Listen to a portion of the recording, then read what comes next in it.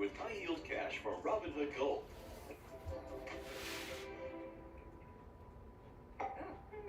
Everyone else eats sandwiches and seems fine. But you're not everyone. This video is sponsored by Anthros. Over the years, I've had the chance to improve and evolve my desk setup many times over. Each iteration was a bit better than the last, but at a certain point, there was just nothing else to improve. It all started to look and feel repetitive and boring to me. Even worse, as a content creator, I found that I have always needed another desk to film my content with. So this makes things a lot more complicated because it involves doubling the setup and cleanup time, and it takes up double the amount of space, which I really don't have much of. Anyways, I got sick of it. Sick of looking at everyone's fancy setups, including my own, and just sick of failing to make something original that truly works for me. Because if what I'm doing just blends in with what everyone else is doing, then I'm definitely doing something wrong. And I couldn't figure it out. So I stopped making desk setup videos for 2 whole years. There were times that I really considered walking away from all of it and just quit. But then a surprising thing happened. There was this one video that I made about PC gaming on a TV, and although it sounds like a weird idea, you guys really lit it up in the comments, and that sparked something in me. It pushed me to rethink everything, which made me create the most space-efficient, functional, and cleanest setup that I've ever put together. Welcome to my ultimate desk setup. Whether I'm filming, working on video edits, gaming, or even just relaxing and watching a show, it's clutter-free, streamlined, and optimized to get stuff done with minimal setup time.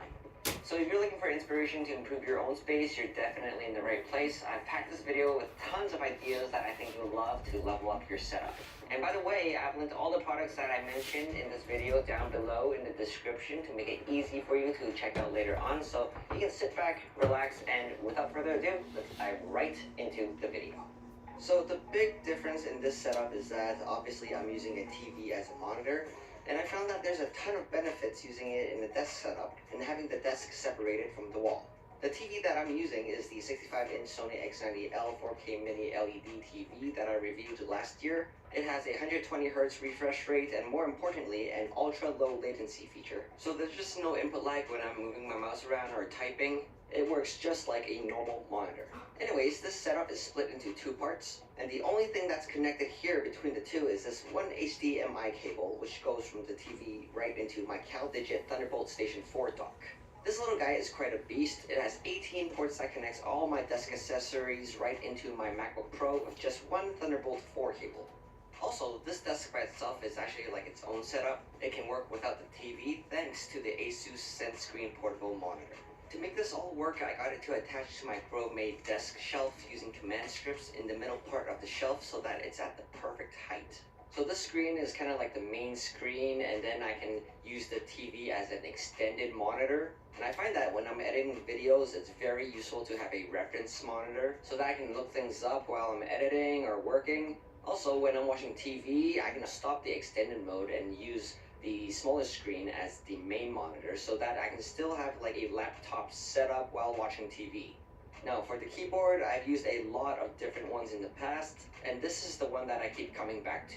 It's the Black Diamond 75 custom mechanical keyboard. I love using it because it looks super cool, it has a built-in wrist rest, and it uses KTT wine red linear switches, so it feels very comfortable and sounds very, very good when I'm typing on it, making everyday tasks just a bit more enjoyable. For video editing, I'm still using the MX Ergo and the Monogram Creative Console, which I've been using for years. The MX Ergo is just the best mouse for editing videos because I can edit for hours on end and it prevents my wrist from hurting. And the Monogram is just super convenient because I can just edit a lot faster using shortcuts that I can't normally access with keyboard shortcuts in Final Cut Pro. However, for everything else, I just use the MX Master 3S. It's just a lot more faster moving around with it, so it's really good for editing photos and just everything else that I do. And next, for writing down my ideas, brainstorming, and journaling, I've been using the Remarkable 2 paper tablet. This really helped me declutter my space because it just replaced a ton of notebooks and notepads that I had before, and it actually feels like paper when I'm writing on it. The other benefit I found is that When I get really confused and like really slow during the day, I like to just brain dump and write everything onto it. And the cool thing is that I can actually edit and rearrange my ideas to make it more organized and understandable afterwards. Moving along, I want to show you a super handy modification that I made to my desk shelf that allows me to do this. Oh yeah! So I've been learning how to 3D model things ever since I got a 3D printer, and I designed a riser part for the desk shelf. I printed it using my Bamboo Lab X1 carbon 3D printer, and I can't express how satisfying it is to take an idea from my head and turning it into a physical object. Anyways, the riser lifts the shelf just high enough so that everything on my desk pad can easily slide underneath. Now, this is so awesome because I can quickly clear everything out to get more space on the desk, and it's especially handy when I need to film my overhead shots. Moving along, to make my setup even more efficient, I've been using the Stream Deck Plus. I've played around with it for a year now, and I found that it's quite useful even as a Mac user because there's just so many time-saving shortcuts that I can use. But I gotta say, the coolest part of this is that my microphone is actually directly connected to the Stream Deck Plus. Elgato actually has an add-on for it, which is called the XLR dock. It's a separate unit that I can just add right onto the back of the Stream Deck to make it a legit XLR to USB mic interface. Anyways, the mic that I got connected to it is one of my latest additions to my setup, which is the Yeti Studio mic. It's a dynamic XLR microphone with a built-in preamp so I can get plus 25 dB of gain and still have crystal clear audio. Because this was my old mic before, and I had to add this little booster over here to make it at workable volume. And I mean, like, if we take a look at the Stream Deck, I'm only at 15% of volume over here. Also, the super cool thing about this mic is that it really isolates my voice. So it's gonna really ignore all the background sounds that you have going on. And this is really useful for me because I usually like to have the window open while I'm recording or just working in here because I like the cold, fresh air. There's usually a white noise going on, but none of it gets captured into this. Also, this has a dual diaphragm design with an internal shock mount to eliminate unwanted vibration noises. And if you're a streamer who plays games and types a lot while you talk, this is really what it sounds like. But anyways, the first time when I did this while speaking and it's not hearing any of this, like, this was just really impressive. Also, I got this mounted on the Elgato Wave Mic Arm Pro. I upgraded to this recently, and I love how compact and clean it is with all the wires hidden away over here. Also, in this new version, there's a gas spring suspension thing over here. I can quickly pull it up and adjust it to the right height very quickly. So I love how it just kind of disappears when I don't need it, and it's here when I do. Alright guys, here's something else I'm excited about.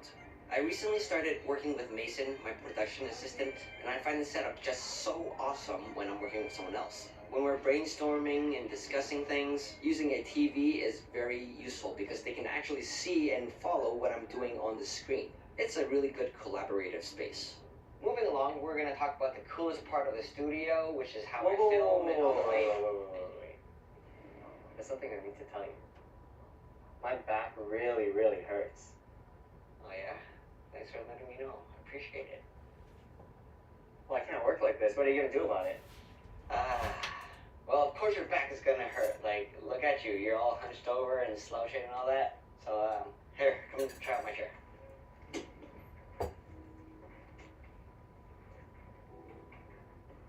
Wow. It's a nice chair. You're very straight. I'm very straight. I am very straight. Pretty good. Very comfy. Yeah, man, so the special thing about this chair is that it's kind of like a posture corrector. It has a pelvis support over here. It's not a lumbar support.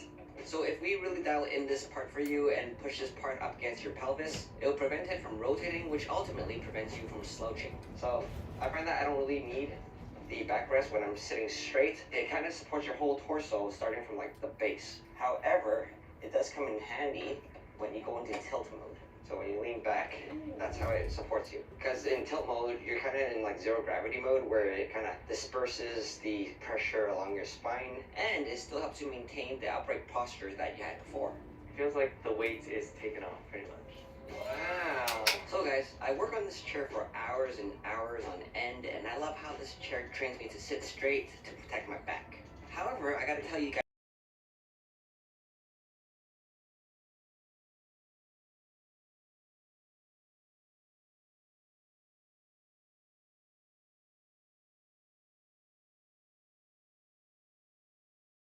you guys about this chair anyways because I love using it so much, but Athros decided to sponsor the video, and all they want to say is that their chairs would fix your sit, or else there's a 30-day 100% money back guarantee. And they're giving my audience a special $200 discount code. Definitely check out the link in the description below, and big thanks to Athros for sponsoring the video and having our back. Wait, does it mean I'm gonna take your chair? What amazing ideas do you have buzzing around in your head? Turn your ideas into reality with an Azure free account. Azure gives you everything you need to develop apps across cloud and hybrid environments. Scale workloads, create cloud-connected mobile experiences, and so much more. Start building in the cloud today. Sign up for an Azure free account and discover what you can create.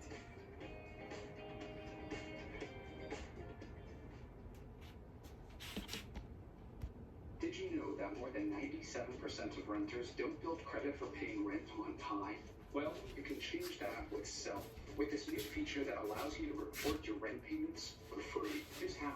At no cost, Self will report the rent payments you make to all 3 major credit bureaus. And since payment history is the biggest factor for your credit score, monthly rent payments, they make a Anyways, we're gonna move along to the studio tour now, where I show you how the lighting works. Because this is the normal office lighting, and this is the studio lighting. So that makes a huge difference. It just looks so much better. And this is what it actually looks like to make this all work. So in this setup, I'm using Elgato lights. The cool thing about it is that I can control them all using the Stream Deck Plus. So if we switch over to the next screen here, I got all my lights set up here so that I can control it with just my little fingers. I can individually turn them on and off like this. Or I can adjust the brightness of each of them, or the temperature as well. So I can go like super orange for no reason if I want to be like a Oompa Loompa. I can control all of the brightnesses at the same time. And if all the settings are messed up, I actually have shortcuts for presets. So if I press preset 1 over here, everything is back to normal. And of course, if I'm leaving the office, I can just turn off all the lights like that. So it's very easy and quick to adjust the lighting to get it to what I want it to be. So let's actually go over how the lights are set up. So I finally found the benefit of having these not so good looking ceiling tiles. The benefit is that you can actually open them up. And I found that there are like wood planks that I can attach things to. So we used Elgato's heavy clamps and flex arms to clamp the lights onto it. And it's still holding up pretty fine. Over here, we have the Keylight Mark II. These are actually really heavy duty lights, like made of metal, so it's really heavy. Also, we made this soft box over here using cardboard. It was pretty sketchy, but it works fine. It makes the light a lot softer on my face, and it looks just so much better. So if Elgato can make a soft box like this, that would be great. Over here, we have the Keylight Air. This is really nice because it kind of shines light on the back of my shoulder. And without it, it just doesn't look as good because it gives me this light over here to really separate me from the background. So it's really great that these are set up on the ceiling and it's out of view from my perspective. And then when I'm shooting stuff, I always have this cover. So this light over here kind of gives me an artificial window light. And the fourth light is actually this little guy over here. It's like one of those portable lights, but it's actually connected by Wi-Fi as well. So you can control it on the Steam Deck, or you can use Control Center on your computer. And the last way that I can control the lights is with a remote, which is super handy because when I'm doing overhead shoots, I don't want to lean over or like turn my computer on to make it work. But the remote only works with the Keylight Mark IIs. So if I choose a light A, I can turn it on and off with the remote, and it's super fast and convenient. Sometimes analog is just the best. Anyways, the next upgrade that I added is actually this teleprompter. So it might look like a mirror right now, but if I turn it on, you can see text. So this is really cool. I can control how fast the prompter goes and playback using the Stream Deck as well. So I can be looking into the camera, reading things, and it looks like I'm just looking into the lens. So I've been using this throughout this whole video. I'm not sure if you noticed or not. I used to just memorize everything, and I would mess up all the lines, and it would take me forever to film a video. But now, with this technology, It makes things a lot faster. So the prompter kind of just slides onto my camera. You can also use it with a webcam. However, I decided to simplify the setup and not have a webcam and a camera. So I used the Elgato Camlink 4K to make my camera into a webcam. So if we go from prompter mode into camera mode, you can see that it's actually the camera. It's, you know, it all works together. And you can actually port it to the prompter as well, so it looks like I'm monitoring myself while recording straight into it. The other thing is that the prompter actually works as a separate display. So I can just pull my FaceTime or my Zoom calls right into the prompter. And it looks like you're looking right into their eye. So I guess that makes it more intimate and more personal. And you're getting like DSLR mirrorless quality while you're doing this. So you look super professional. Like, people are gonna ask you why you look so good, even though you may not. Anyways, on to the next part. I'm gonna show you the gaming side of things and my potential as an online streamer. Now, my PC is totally separated from the desk. So to make this work and keep things ultra clean, I'm going full wireless here. So for the audio and the mic, I'm using the Logitech A50X gaming headset. And my keyboard is actually meant to be a gaming keyboard, so I can switch over to control my PC by using the 2.4 GHz dongle connection. And for the mouse, I'm using the Logitech G502X Plus gaming mouse. And yes, they all match. If you haven't noticed yet, the keyboard is the main reason why I had to switch over to all these white peripherals. And I love it. With my UC, symptoms like bowel urgency have always weighed on me. Can I do this? What will they think? Should I stay back? I wanted to move onward, so I asked my doctor about Onvo. Less UC symptoms means less holding me back. People taking Onvo achieved rapid symptom relief, lasting remission, and improved bowel urgency. Don't use if allergic to Onvo. Serious allergic reactions can occur. Stop and get medical help right away if you have an allergic reaction. Onvo may increase your risk of infections and lower your ability to fight them. Tell your doctor if you have an infection, symptoms of an infection, or if you had a vaccine or plan to.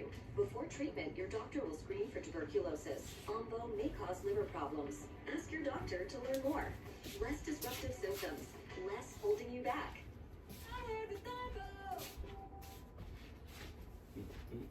Thank you again for taking your time to watch our videos here at National Gear.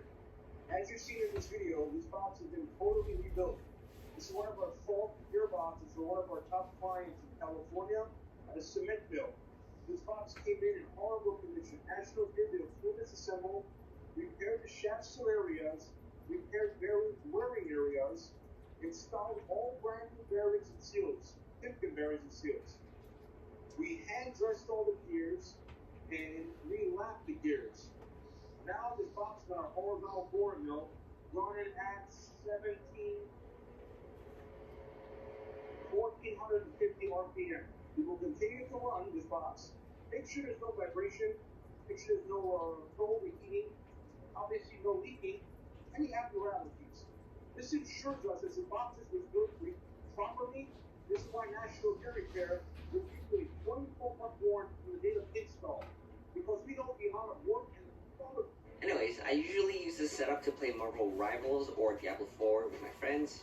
Again, I really love how versatile this setup is, because for gaming, I could use a soundbar for audio, but the main reason why I choose to use a headset is because the mic on it is actually, like, really, really good. So now we are playing Marvel Rivals and letting you guys know what the headset sounds like. Oh snap, oh snap, oh snap, oh snap. Whoa, I can dash in. Oh, cool, cool, cool, boom, boom, boom, boom, boom. Oh, whoops, that was intense. It's a bit loud, so I'm gonna adjust it. So testing 1, 2, 3. This is what the headset sounds like. Oh, look, the Hulk is here. Oh snap! Oh snap! Oh, okay. Anyways, this game is really hard. So let me know in the comments below what you think of the audio coming from the headset and what it sounds like. And if you play Marvel Rivals, because it'd be cool if we can play together too. You can teach me something, because I think I really need help with this game. But anyways, back to playing the game, because I'm dying really bad here. So guys, I love how everything that I need to control is in arm's reach, and I really love how I don't need to set up my camera, lights, or desk anymore. I can just simply turn on my camera and press record, and I'm ready to go. So all the content that you see me film in the future will be filmed here, and you'll know how it works. And I just really want to thank you guys for your comments and inspiring me to make this setup. I actually still read all your comments, and I try to respond to as many as I can. So please continue and let me know what your favorite part of this setup is, how to improve it, or what else you would like to see more of in the future. And again, big thanks to Anthros for sponsoring this video. This chair is seriously comfortable. Definitely check it out. The links to all the products that I mentioned in this video are in the description below. And guys, remember to like and subscribe if you haven't already yet. And if you're still watching right now, thank you so much for supporting my videos and watching till the end. Make sure you drop a nerdy emoji in the comments below to let me know that you watched up to this point. And that's it for now, my friends. Thank you so much for watching, and I'll see you in the very next video. Bye!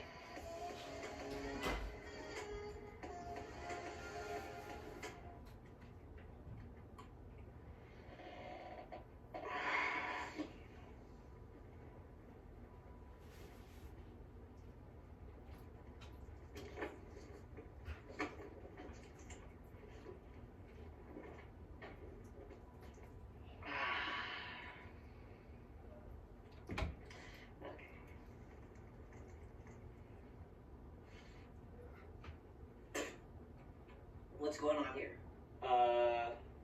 This is kind of my chair now.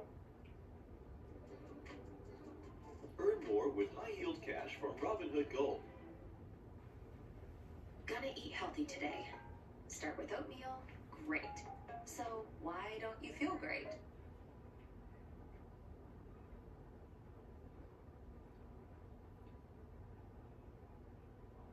So my gaming room setup is finally complete, and it's been quite the journey. And if you don't remember, this is what it looked like when I first started. But over time, I've documented almost every step of the way, and I want to put all those projects into one long video so you can see the complete transformation take place. I'll start with the LED desk that I made, which was a pretty tedious process, but in the end it turned out great. I'll then do the actual gaming setup, which to date has over 4.5 million views. I'll then show you how I made these DIY acrylic LED speaker stands, and then the installation of the nanolith blocks. Next, I'll transition to building my LED media console that was definitely a labor of love, and then go over what might be my favorite video I've ever done, which is how I built this custom Ambilight setup using WLED to play nice with my projector. I'll also include the video on making these corner ceiling to floor lights that I used in the setup that turned out great and are also renter friendly. I'll go over the struggles I went through in creating my console gaming setup on the back wall that includes adding an outlet and running all the wires behind the sheetrock, to the installation of an HDMI 2.1 Ambilight kit to the back of my Sony Bravia 8 TV for some added immersion. I'll create chapters for every project so you can jump around to the ones that interest you, and I'll leave links to all the products I ended up using in case anything catches your eye. Thank you all so much for coming along with me on this journey, and I hope you enjoy the video. For the past few years, one of my favorite things to do on YouTube is watch gaming setup and room tour videos, but recently there were two specific walkthroughs that just blew me away. One by Tech Tesseract and the other by Maddie K. And if you haven't watched them yet, make sure to check them out because they're both absolutely incredible in their own way. So using their setups as inspiration, I'm going to begin my own journey on creating the ultimate gaming space. Now there's many places where I could begin, but for my first video and what I'm sure will be many more to come on this process, I'm going to take a heavy-duty L-shaped sit-stand desk and try to incorporate some unique LED lighting into the structure, all while making sure cables and cords are as hidden as possible. To kick things off, let's first get the desk assembled. I didn't have any help, and from start to finish it took about 45 minutes. Instructions were clear and easy to follow.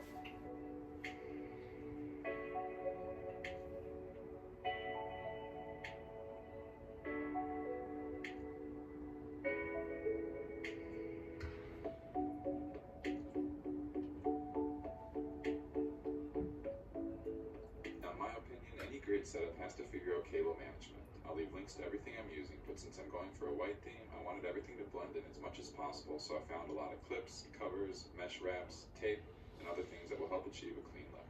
Since the control center's in the front and there's a black cord that gets connected to the power unit in the middle, I'm going to first use a mesh covering over the cable and then use some clear clips to secure it to the frame. Now because I'm going to be making some sharp angles, I'm going to reinforce a couple of the clips to the metal with some super glue to make sure they hold strong. So for cable management, I'm really trying to do two things. First, as much as possible, I want to keep everything in the back area of the desk, and two, I don't want loose wires hanging down, so keeping everything flat against the surface is crucial. Now fortunately, as we're getting the power cords for the lift motors plugged in, you'll notice that the metal frame does create a nice spot for us to tuck those cables in to conceal. There will be a little bit of them exposed as they make their way to the box, but I'll probably just use some more white mesh later on to wrap them if it's very noticeable when done. Overall, things are looking pretty good so far, other than those couple areas where you can see a little bit of the black wire sticking out over the metal frame, but those are the spots that I'll probably just end up wrapping in the mesh sleeves. So I still have the main power cable to figure out, but I'll deal with that later. For now, I'm just going to do a quick test to make sure the legs go up and down before flipping things over. So I know it says it can support a little over 300 pounds, and being that I only weigh 200, I thought I would hop on and go for a ride to test it out myself.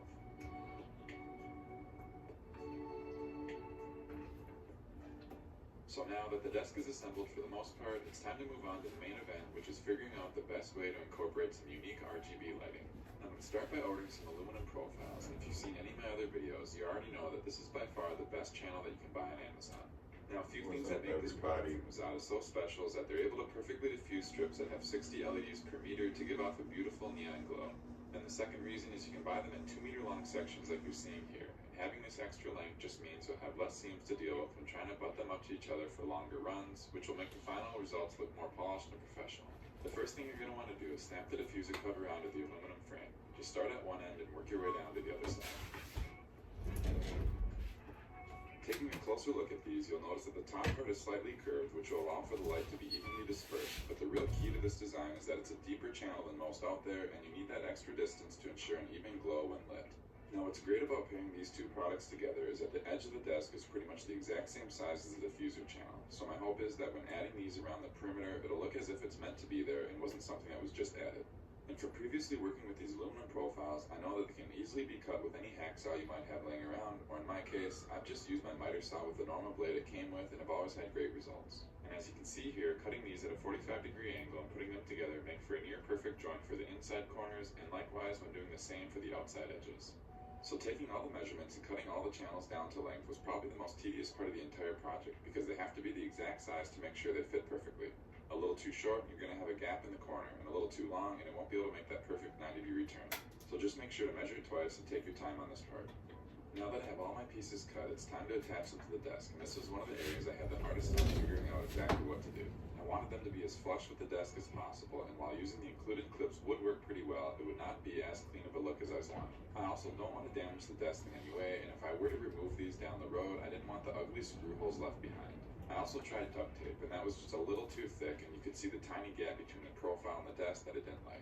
I finally ended up stumbling on the perfect solution. It's this extremely thin double-sided sticky tape that's about 15 millimeters wide and fits perfectly around the edge. It's the best of both worlds because it's very strong and will keep the channels in place, but with some force you can remove things with no damage to the desk or the aluminum. And being that it's so thin, there is no visible space between the two surfaces. I'm now just going to work my way around and put everything in place. I need to build my credit to get approved for a credit card, but I don't know where to start. Any ideas? We gotta outsmart the credit game. Think smarter, not harder.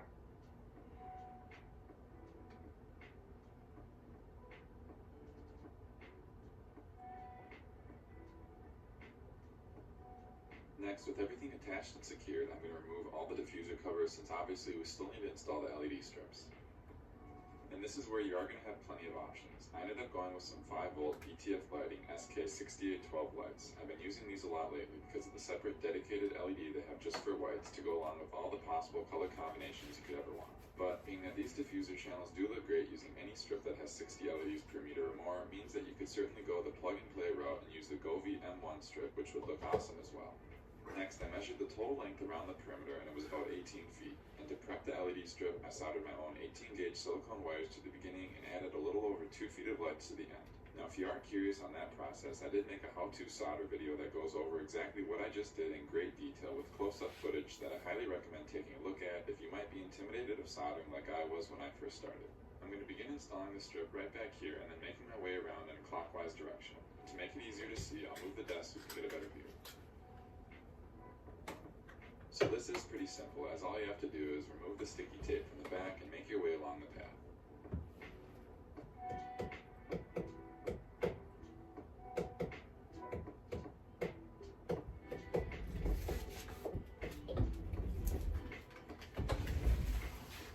Now before getting to the end, I'm going to take a small drill bit and make 3 tiny holes on the side of the profile, which I'm then going to feed my 3 wires through.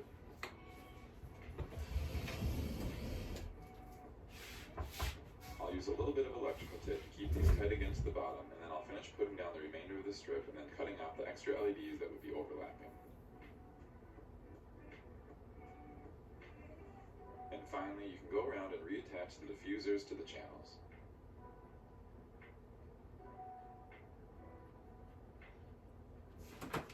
And just when I thought I was about done, I had another idea, so back to work I went. I cut an additional 6 pieces of aluminum profiles, each at around 24 inches in length.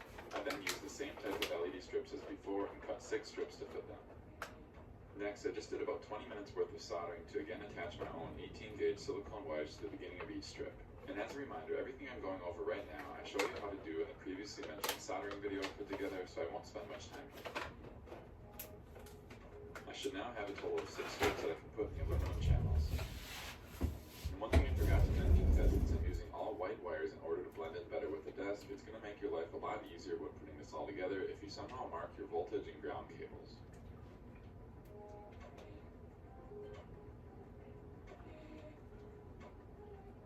And finally, I'll be adding end caps to the bottom of each of these. So my idea was to have these extra lights hooked up to the 3 vertical legs of the desk. Now I can easily go back and add more later if I want, but for now I'm going to put 2 profiles on each post and use the same sticky tape as before to secure them.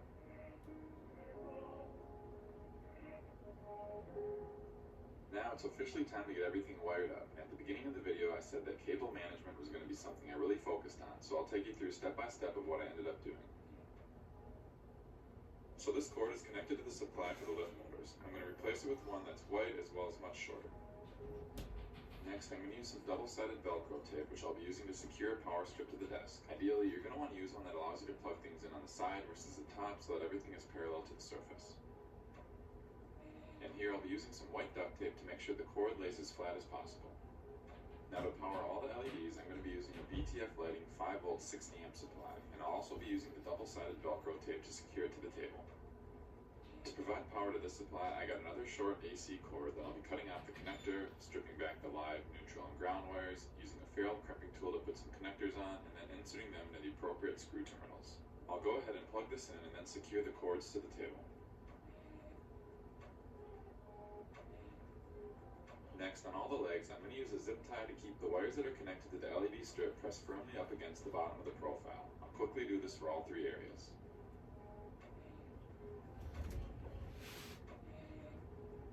So my plan is to control the lights using WLED installed on ESP32 boards. I'm going to have a total of 4 of these modules installed. Each leg will have its own, and then the final board will be for the lights around the table. And if you're curious on what exactly WLED is or how to install it, I made video walkthroughs you can check out if interested. Another thing I'll be using a lot of are these Wago connectors. They allow you to make quick connections between wires in addition to making it easy to add more lights down the road if you want. And finally, I ordered 4 of these white travel soap containers, and they're going to be perfect for hiding the wires as well as giving the ESP module some protection. To get started, I'm going to bring my 6 total wires that are connected to the LED strip on the first leg of the table towards the back area and tape things down as neat as possible. Next, take a drill bit and make a hole in one of the bottom corners of the soap dish. Now go ahead and feed all 6 of the wires through the opening.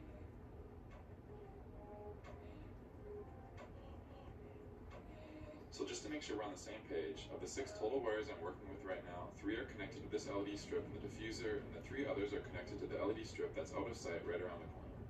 Now this is where having the wires marked with color is going to come in handy. You should have 2 wires that are connected to the voltage pad on the 2 LED strips. Put those in a 5-piece Wago connector.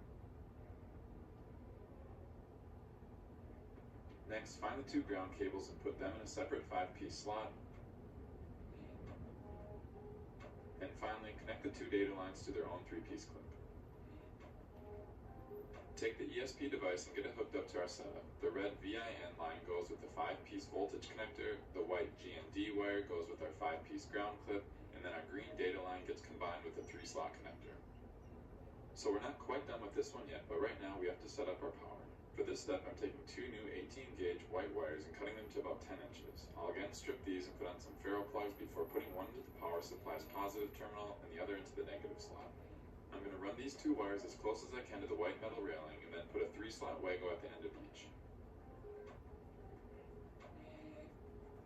From here, I'm going to make another hole in the box and then run 1 more wire from this 3-piece Wago clip, which is my negative, into the 5-piece Wago clip in the container that's my ground. I'll then do the same for my positive, which will go into the 5-piece Wago clip that has all my voltage lines in the soap dish. I'll put the lid back on and then use a little tape underneath to secure to the table. This next one is going to be a little easier. I'll run 2 more wires from the last available slots on the 3-piece Wago clips connected to the power over towards the wires for our LED strips going around the table. And from here, it's pretty much doing the exact same thing that we just did, which is getting everything connected inside the soap box with another ESP controller.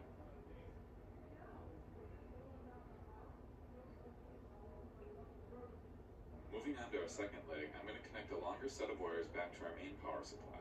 These wires will run along the edge with my other ones over to the leg we're working on, and again, set things up pretty much the same as we just did, except these wires will go directly into the voltage and ground 5-piece Wago clips inside the 3rd box. And for the final step, I'll be running another long set of wires connected to the last opening of the 5-piece Wago voltage and ground connectors in the container we just put together over to our last leg. Then we can go ahead and use our last soap dish and ESP32 to complete our wiring.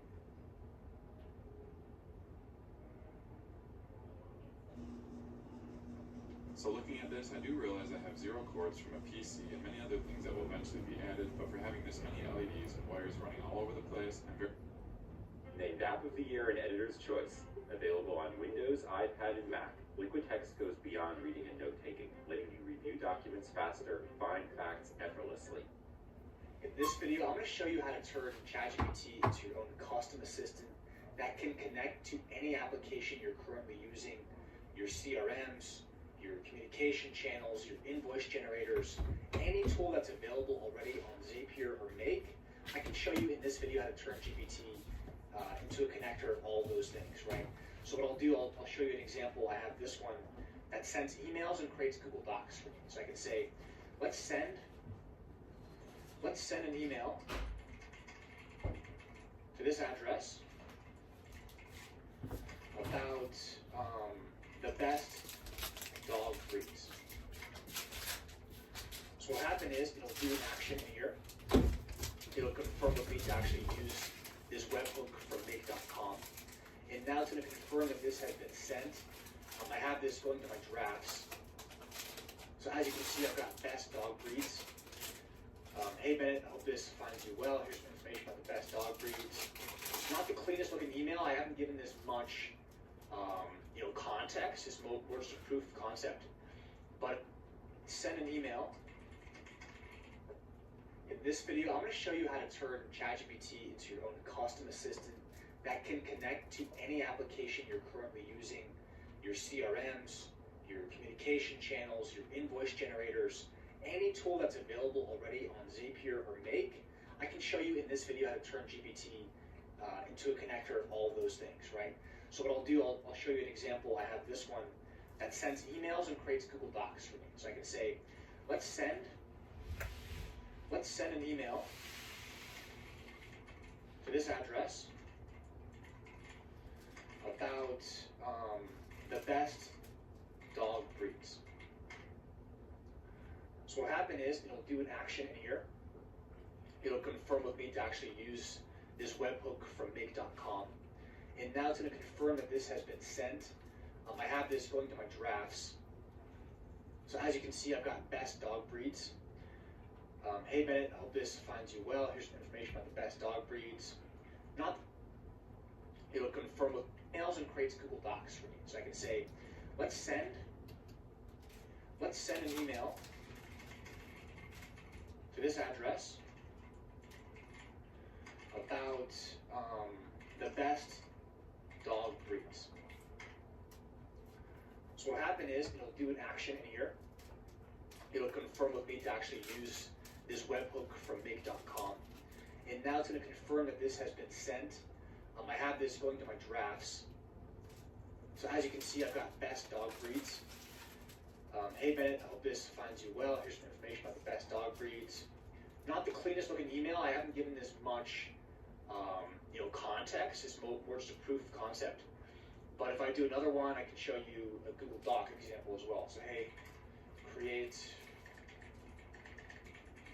Google Doc about best types of sushi.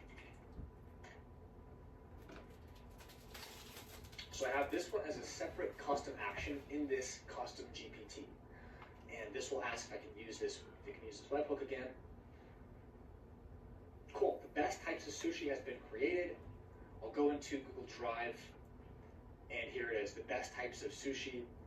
And this was created, let's see. Boom. Cool. So, yeah, that's how it works. So I have these set up as different make scenarios. And the way I'm actually triggering these actions through custom GPT is I have these set up as webhooks. So webhooks are basically just like, data highways for things to travel across. You can use these in Make or Zapier. And basically all you have to do is create a webhook here and then have anything afterwards, an action to complete after the webhook is received, right? So I'll show you from A to Z how to do this, how to create the actual GPT agents, and how to create this stuff in Make and get this whole thing working. All right, so first step is going to be go into ChatGPT. All right, so first step, we're going to go to Explore GPTs, go to Create, and now we're going to go to, name this whatever. Description doesn't matter. We're going to go to Create New Action. So here is where we actually add in a certain type of schema that ChatGPT can read, and it's going to be using this to pass data through the webhooks into Make.com. So the way to actually get this schema here is going to be to use another custom GPT that OpenAI has created called Actions GPT.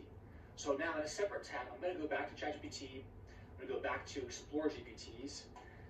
And if I say GPT another 1,000 times, please don't hold it against me. So I'll search GPTs. I'm going to search for Actions GPT here. I'll do Start Chat. And what I can do here is I can say, here, I'm going to wait on that for a second. So let's go into Make.com now. So Make.com is kind of like Zapier, kind of the same thing. This will be pretty much identical in both platforms. This allows us to receive data from the webhook and then do some action after we receive that data.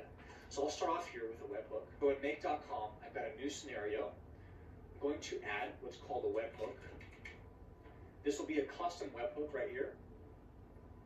I'll do add. Do save, and then I'm going to copy this address. This is the most important part. We're going to be sending data to this URL. So I'll click OK, and I'll just save this, right? And I'm going to do immediately as data arrives. I can even just start writing this so it receives whatever I put in. Now what I'll do is in Actions GPT, I'm going to say, I am going to be sending emails. This is the webhook to send data to. Cool. So this will give us the whole schema that we need to enter back into our custom GPT right there. So I'll copy this code. I'm going to paste this in the schema. And we should have no errors here. So it looks good. Privacy policy, just enter in some random website privacy policy. Honestly, it doesn't matter. Cool. I'm going to do create here.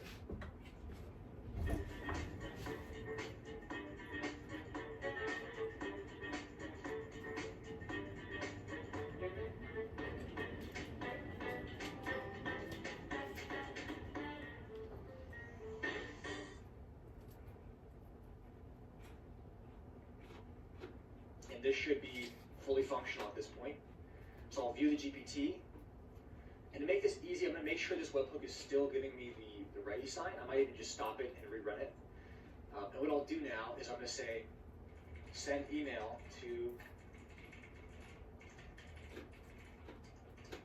about cats. You make it up. Cool. So this won't actually do the email just yet. This is going to give us all of the data we need. So as you can see right there, we've got the subject, the body. The most important part about that step is now I can easily map this into a Gmail module. I can do create a draft. I can now map up all the data that we just received. So I can do subject, I can do body, and I can choose the folder I want to have this saved to. So we'll just do drafts. Cool. I'll do OK. I'll save this. I'll go back. I'll make sure this is on still.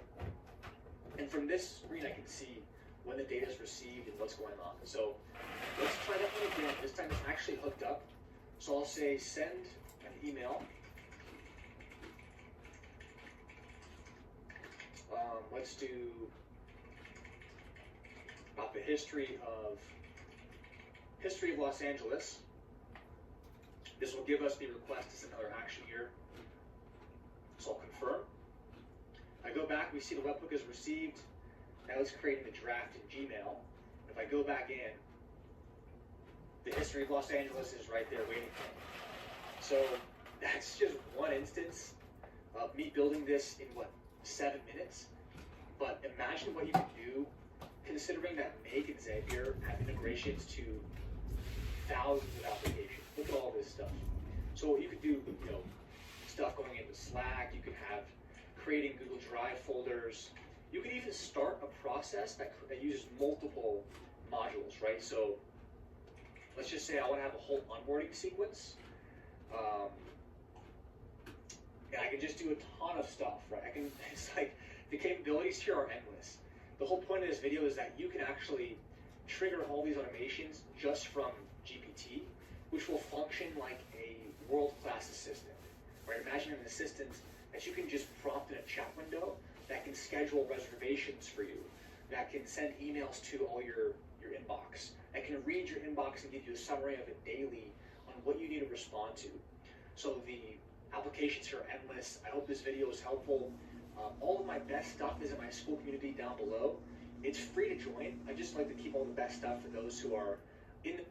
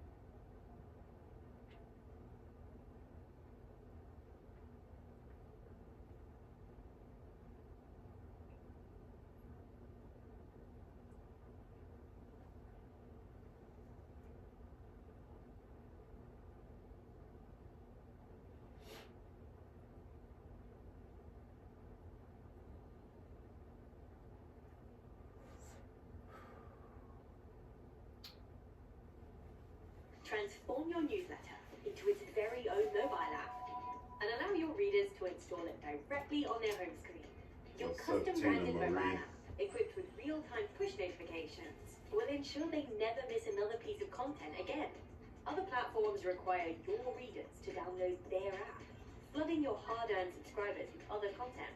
But we believe your audience belongs to you. That's why we're giving every Beehive user their very own.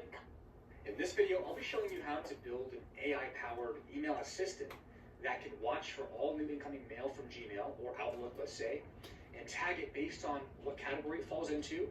And if it's a category that needs a response, for example, if it's urgent, it'll automatically create a draft based on how you would normally respond to emails and put that draft right in your inbox, ready to send or modify to whoever's sending you email that's urgent. So let's just do an example here.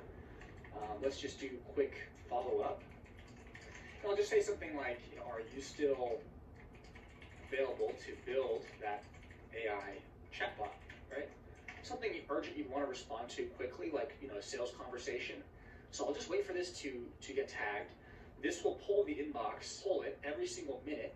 So this might happen in a few seconds or up to 60 seconds. And after it recognizes that this is actually an important email, it's going to create a draft. So you can do a whole lot more with this system. For example, if you had a client database, let's say it's in Notion or ClickUp or Google Sheets, you could mark any emails coming from clients and reference that Google Sheet and then do all kinds of separate things with it. So I have a pretty basic system just for this demo, but let's just check in and see if this gets tagged. Yep, it got tagged urgent, and then it created the draft. Hey Ben, yeah, I'm still available to build the AI chatbot. We'll find a time to discuss the details and next steps. So obviously I wouldn't probably send this exact email, but I can kind of modify it. And it makes my email checking every day much easier because I can just go into urgent and I can find all the urgent stuff. As you can see, I've done a few tests. It'll also parse out anything that's a notification, for example, a payment. Make the most of your money with high-yield cash from Robinhood Gold. Hypori is a highly secure virtual mobile operating system, accessible from any edge device anywhere. What it means is we're essentially a virtual cell phone.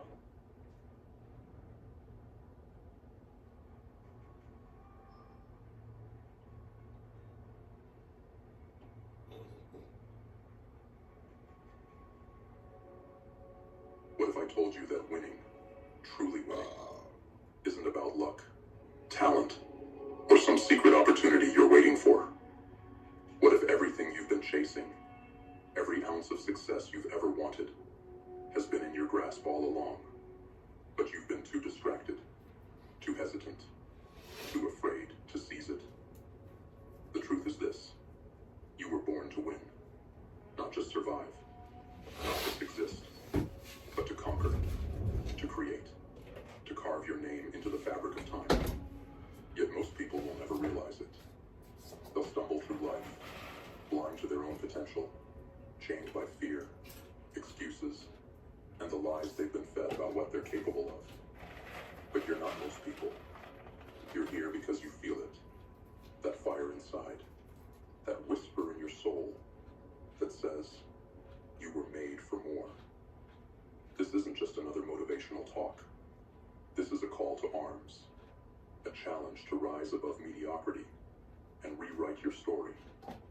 Across these lessons, you'll uncover the truths the world doesn't want you to know. The tools to break free from limitation, the mindset to endure the battles ahead, and the strategies to build a life most only dream of. These aren't lessons for the faint of heart. They will demand your attention, your discipline, your raw, unfiltered hunger to succeed. But if you take them seriously, if you put them into action, they will change everything. So ask yourself, are you ready to step out of the shadows and into the life you were born to lead? If the answer is yes, then let's begin. Your road to victory starts now. Lesson 1. The fire within. There's a truth most people never dare to confront. A truth buried beneath the distractions of a world that tells us we're not enough. But you felt it, haven't you? That whisper in the silence. That faint ember in the depths of your soul. It says, you were born to win. Winning isn't about trophies or accolades. It isn't about the applause of others or the glittering lights of recognition. No, winning is an internal war.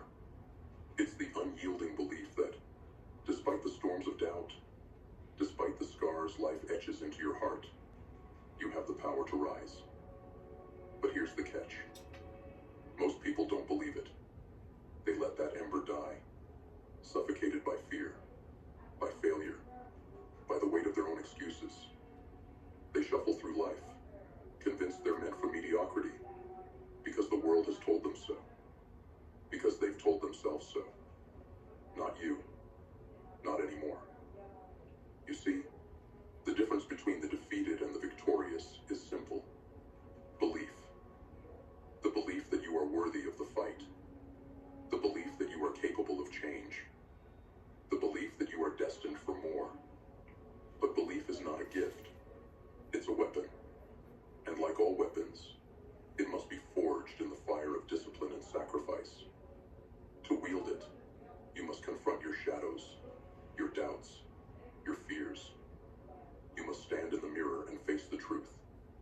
Every limitation you see staring back at you is one you've chosen to accept. You were born to win, but no one is going to hand you the victory. You must tear it from the jaws of your own complacency. You must unlearn the lies you've been told about who you are and what you can achieve. And when the world tries to drown you in its noise, you must listen to that whisper within, the one that grows louder with every step you take toward your potential. The fire within you is real, but fires don't ignite themselves. It's up to you to strike the match. It's up to you to feed the flames, to keep them burning when the cold winds of doubt blow against you.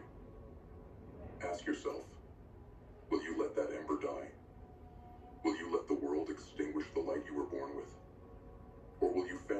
blaze so fierce it burns through every obstacle in your path.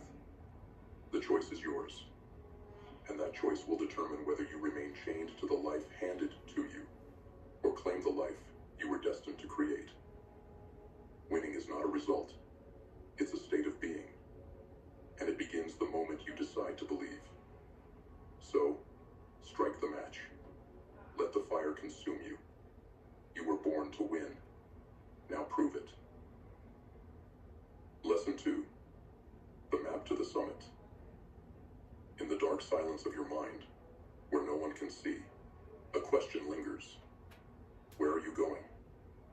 You say you want to win, to rise, to conquer. But do you even know what that looks like? Or are you stumbling blindly, hoping the road will reveal itself, hoping luck will carve out your destiny for you? Wake up. The summit isn't waiting for you, and neither is success. There is no lottery ticket to greatness, no random twist of fate that will hand you the life you crave. There's only the map you create, the goals you set, and the ruthless discipline you summon to achieve them. But here's the brutal truth most ignore. A dream without a goal is a fantasy, and fantasies are cheap. They require nothing but idle wishes. A real goal demands clarity, action, sacrifice.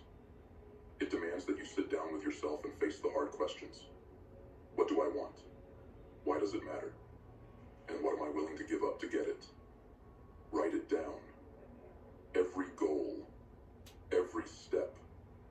Carve it into your soul like a soldier etches a mission into their weapon. This is your map.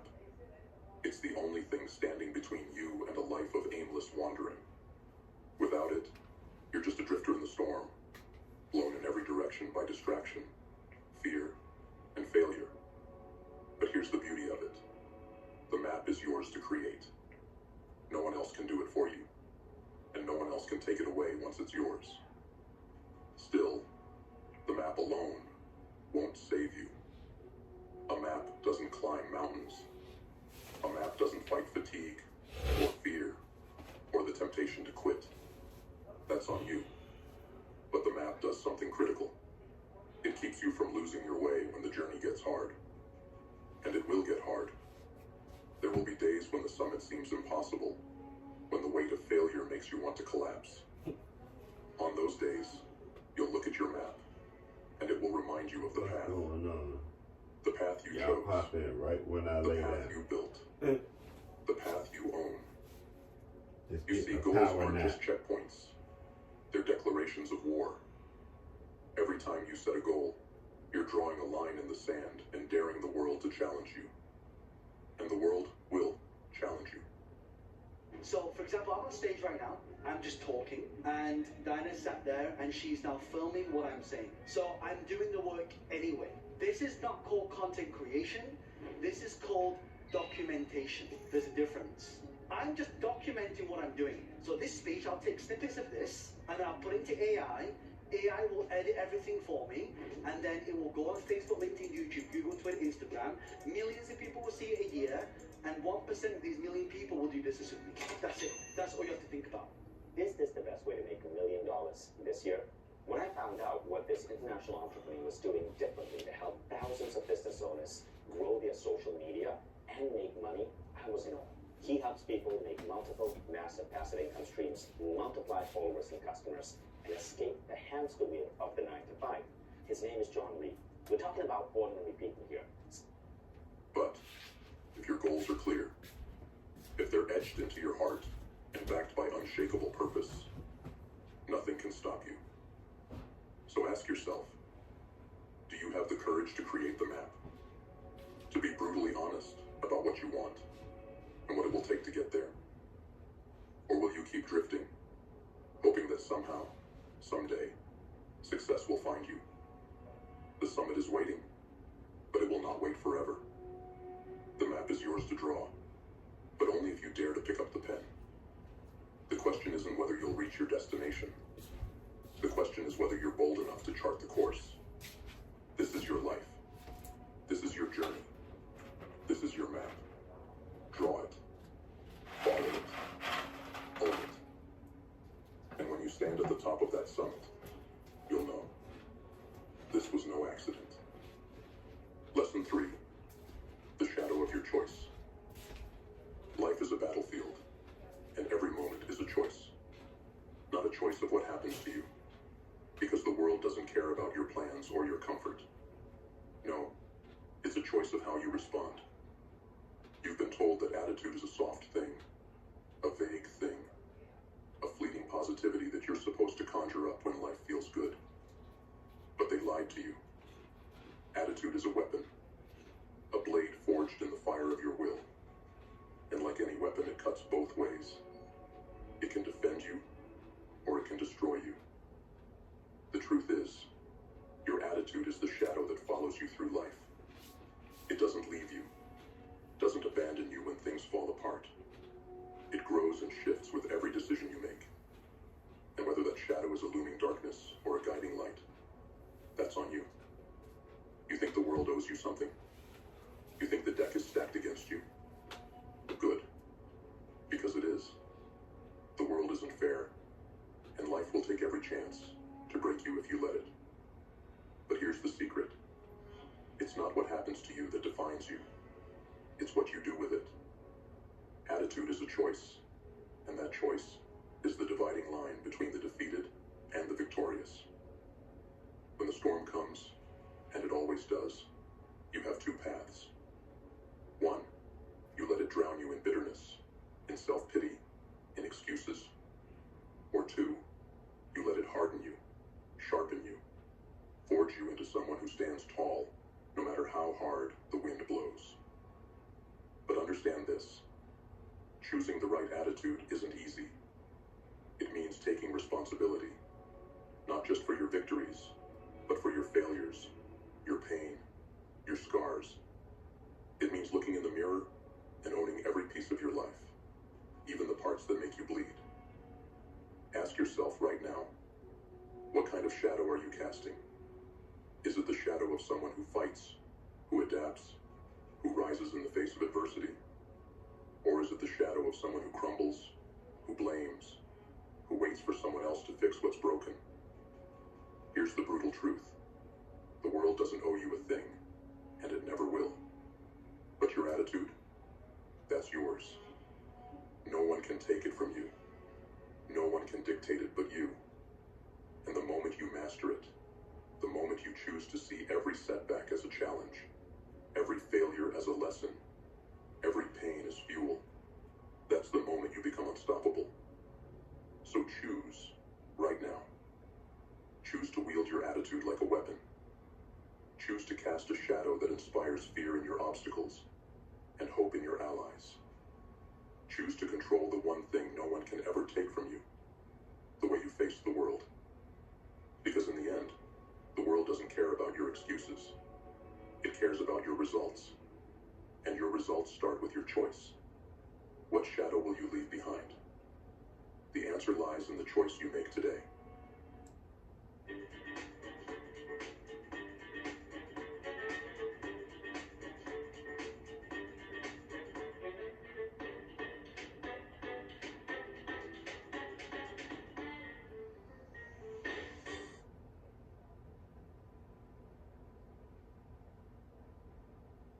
Struggling to get approved for a credit card is the worst. Trust me, been there too. The good news is, Visa Secured Credit Card. This secured credit card is a game changer because it's designed to help people to build their credit, even if you made some bad financial decisions in the past. What I love about the Self Visa credit card is that it takes care of you. Self actually wants to see you do well. And the best part is that with responsible use, if you build your credit to reach your goal, I highly recommend giving Self a try. It just might be what you need to break out of that rejection spell.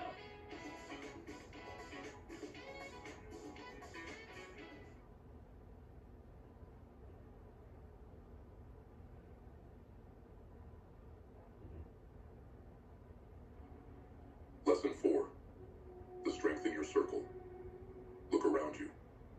Who stands at your side? Who walks the path with you? If you've never asked yourself this question, then understand this. The people around you are either building your future or burning it to the ground. Winning isn't a solo mission. strongest warriors, the most powerful leaders. They didn't conquer their battles alone. They built armies, not of numbers, but of loyalty, trust, and shared vision. And you must do the same. But here's the catch. Most people ignore. Not everyone deserves a place in your circle. Some people will claim they're with you, but they're only there to take, to drag you down, to snuff out your fire, because they fear what you might become. These people, they're dead weight, and dead weight will sink even the strongest ship. The truth is harsh, but necessary. To build a winning life, you must first clear the battlefield. You must cut ties with those who poison your vision, who whisper doubts into your ear, who celebrate your failures more than your victories. It's not cruelty, it's survival. Because every moment you spend surrounded by the wrong people is a moment you could be building something great with the right ones. And the right ones? They're not always easy to find. They're the ones who challenge you, who call you out on your excuses, who refuse to let you settle for anything less than your best. They're the ones who push you to grow, not because they need something from you, but because they see the fire inside you and want to see it burn brighter. But relationships aren't one-sided. If you want loyalty, you must give it. If you want trust, you must earn it. And if you want to be surrounded by winners, you must be one. Your circle is a reflection of who you are. Weakness attracts weakness. Strength attracts strength. So ask yourself, who do you want by your side when the battles rage and the odds seem impossible? Who will stand with you, not just in the light of your victories, but in the shadow of your failures? And more importantly, are you worthy of standing beside them? Building your circle isn't about numbers. It's about purpose.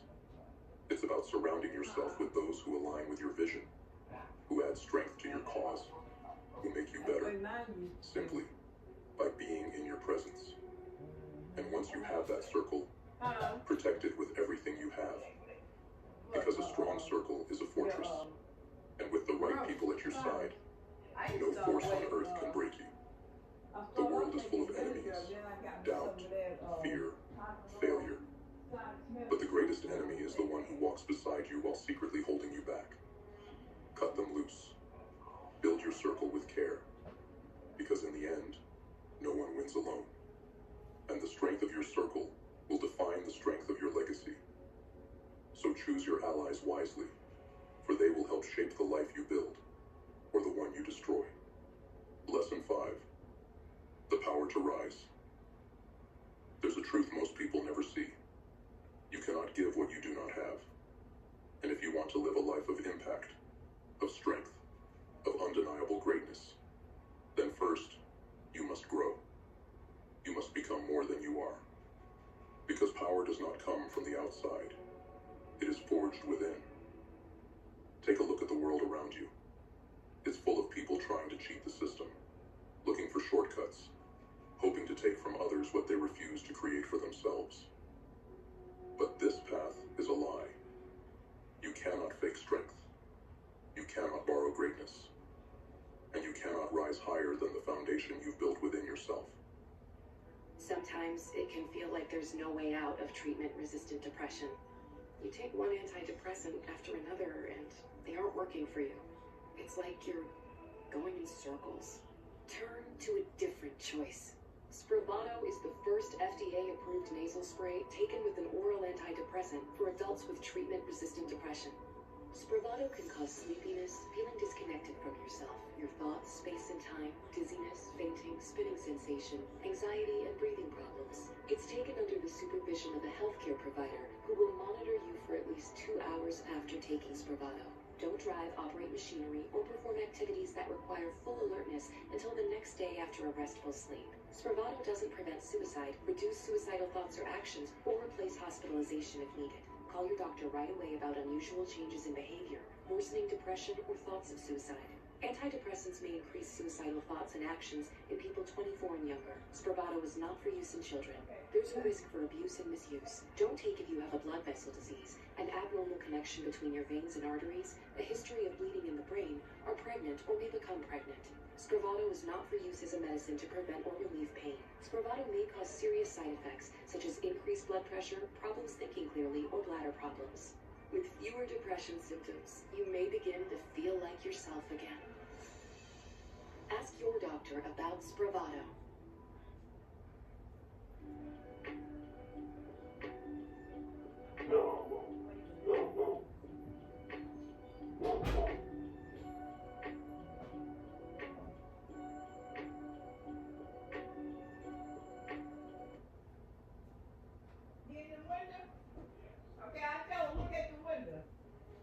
Here's the brutal reality.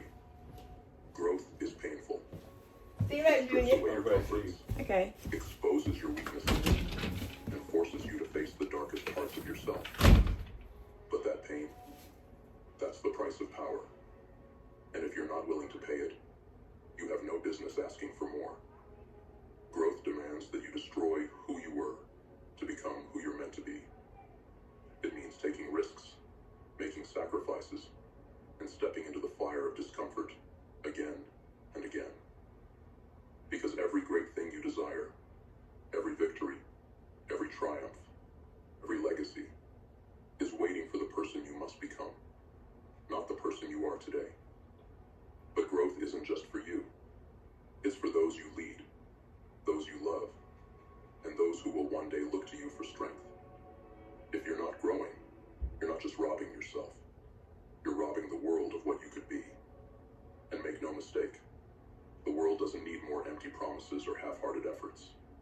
It needs warriors, builders, givers, people willing to bleed for something bigger than themselves. Here's the question you need to ask yourself. What am I doing today to become stronger? Not tomorrow, not when it's convenient. Today, because every day you waste is a day you let the world pass you by. And every excuse you make is another step toward mediocrity. You have two choices.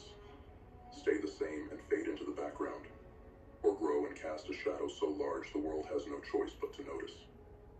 But know this, growth is relentless. It doesn't care about your fears, your doubts, or your excuses. It demands everything, and it gives nothing in return, except one thing, power. And when you have that power, something incredible happens. You realize you don't need to take from the world. You become the source. You give strength because you have it. You lift others because you're unshakable. And you lead because you've done the work no one else dared to do. So, what will you choose?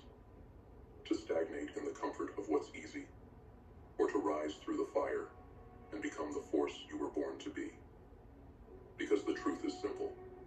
You cannot win if you don't grow.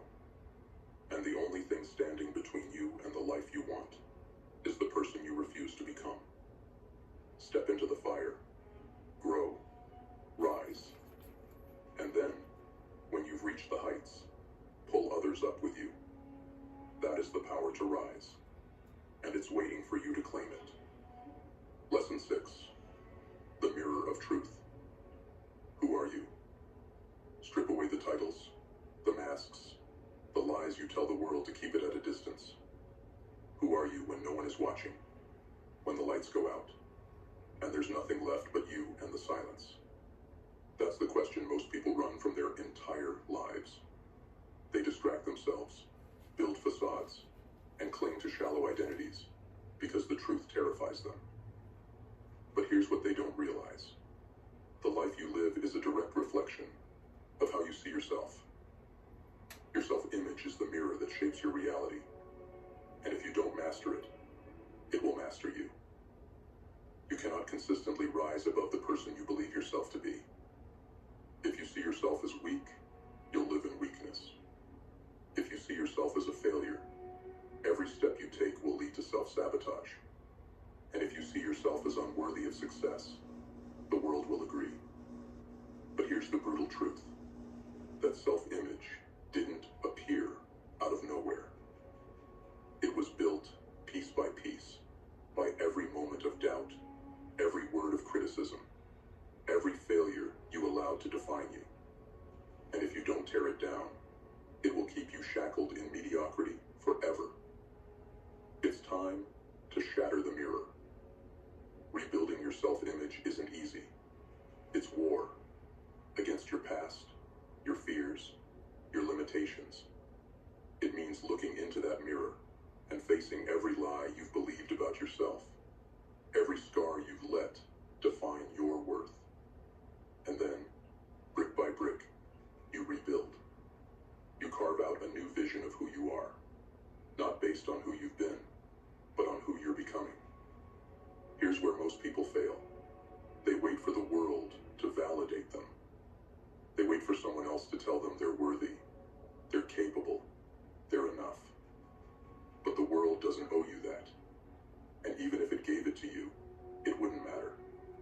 Because the only validation that lasts, the only belief that shapes your destiny, is the belief you forge within yourself. Ask yourself, who do I need to become to live the life I want? Not who you are now. Not who the world expects you to be. Who do you need to become? And then, every single day, you step into that vision. You act, you speak, you think as that person would. Until one day, you don't have to act anymore. You are them. But understand this, the mirror never lies. It will show you every weakness, every flaw, every failure. And that's not a bad thing. That's where the work begins. Because every time you confront those cracks and choose to rebuild instead of retreat, you grow stronger. And one day, you'll look into that mirror and see something unbreakable staring back. So here's your choice. Let the mirror define you, or use it to redefine yourself. Stay shackled to the person you've been, or become the person you were born to be. The world reflects what you project. Change the mirror, and you'll change your life. Because when you see yourself as unstoppable, the world will have no choice but to agree. Lesson 7. The chains you forge. Every action you take, every decision you make, every habit you nurture, it's a link in a chain. And whether that chain anchors you to mediocrity or pulls you toward greatness is entirely up to you. Habits are the architects of your life, not your intentions, not your dreams, and certainly not your excuses. The truth is brutal. You don't rise to the level of your goals. You fall to the level of your habits. And if your habits are weak, inconsistent, or destructive, they will drag you down no matter how bright your ambitions burn. But here's the part. No one tells you. Habits aren't just actions. They're reflections of who you are. The way you show up every day reveals the truth about what you believe you deserve. Do you sleep through the alarm? Do you skip the work? Do you chase the quick fix instead of building something lasting? Those aren't just choices. They're statements. They're the chains you're choosing to carry. But chains can be broken. To forge habits that pull you toward greatness, you have to confront the hard truth. Change doesn't happen overnight. It's slow. It's relentless. It's the small, seemingly insignificant decisions you make every single day. It's choosing discipline over comfort, choosing effort over ease, choosing progress over perfection. The world is full of people waiting for motivation to strike, hoping for some magical force to carry them forward. But motivation is fleeting, a spark that dies as quickly as it ignites. Discipline is the fire you control. It's showing up when you don't want to. It's grinding when no one is watching. It's doing the hard things, not because they feel good, but because they need to be done. Here's a question for you. What habits are you building today? Not tomorrow. Not when it's convenient. Today. Are they habits that serve your future or sabotage it? Because every choice you make is either strengthening the chain that holds you back or building the one that pulls you forward. Habits don't care about your excuses. They don't care about your reasons. They care about consistency. They care about the actions you repeat so often they become a part of you. And once they do, they're unstoppable, either in dragging you down or lifting So decide. Will you keep forging the chains of mediocrity, letting each lazy decision weigh you down? Or will you forge the chains of discipline, strength, and progress that will pull you toward the life you say you want? The truth is harsh but simple. Your habits are your destiny. Master them, and you'll master yourself. Ignore them, and they will enslave you. The choice is yours. Start today. Start small, but start relentlessly. Because the chains you forge now will determine whether you rise to greatness or stay shackled in mediocrity forever. Lesson 8. The relentless pursuit. There's a truth most won't admit. Success doesn't come to the strongest, the smartest, or the luckiest. It comes to the ones who refuse to quit. It comes to the ones who see the wall in front of them and keep hitting it until it crumbles. It comes to the relentless. Persistence is the sharpest weapon in your arsenal. It's not flashy, and it's not easy. But it's the one thing that separates those who dream from those who achieve. Because in the end, talent fades. Motivation dies. But persistence endures. Here's the brutal reality. The world doesn't care about your dreams. Life will test you, break you, and laugh at your struggles. It will throw failure after failure at your feet, waiting to see if you'll give up. And most do. They hit one roadblock, one setback, one taste of defeat, and they fold. But not you. Not anymore. Persistence is a choice, and it's made every single day. It's not about charging forward blindly. It's about enduring when the path gets hard, when the rewards feel distant, and when every fiber of your being screams for you to quit. It's about adapting, recalibrating, and attacking again, no matter how many times you fall. But here's the truth most people miss. Persistence isn't just about effort. It's about vision.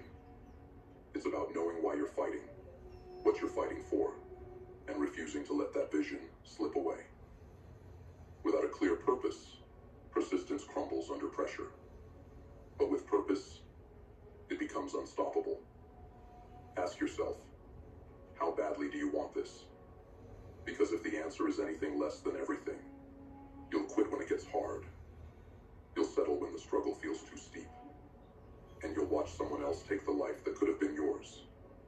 But if you want it, truly want it, then you need to decide now that nothing will stop you. Not failure, not fear, not time. Persistence is not about speed. It's about consistency. It's about showing up day after day, even when progress feels invisible. Because every step you take, no matter how small, brings you closer to your goal. Here's the secret. The only way to truly fail is to stop. As long as you're still fighting, still moving, still trying, you're winning. And every time you rise after a fall, every time you push through the pain, you're building something far more valuable than success. You're building resilience. So, what will it be? Will you let life beat you into submission? Or will you fight back with everything you have, again and again, until the world has no choice but to yield? Persistence is your weapon. Wield it ruthlessly, because the ones who refuse to quit are the ones who win. And if you keep going, no matter how many times you fall, you will prove what the world didn't want to believe. You cannot be stopped. Lesson 9. Faith as your fortress. In the darkest moments, when the world feels like it's closing in and every step forward feels like dragging a mountain, there's only one thing that will carry you through. Faith.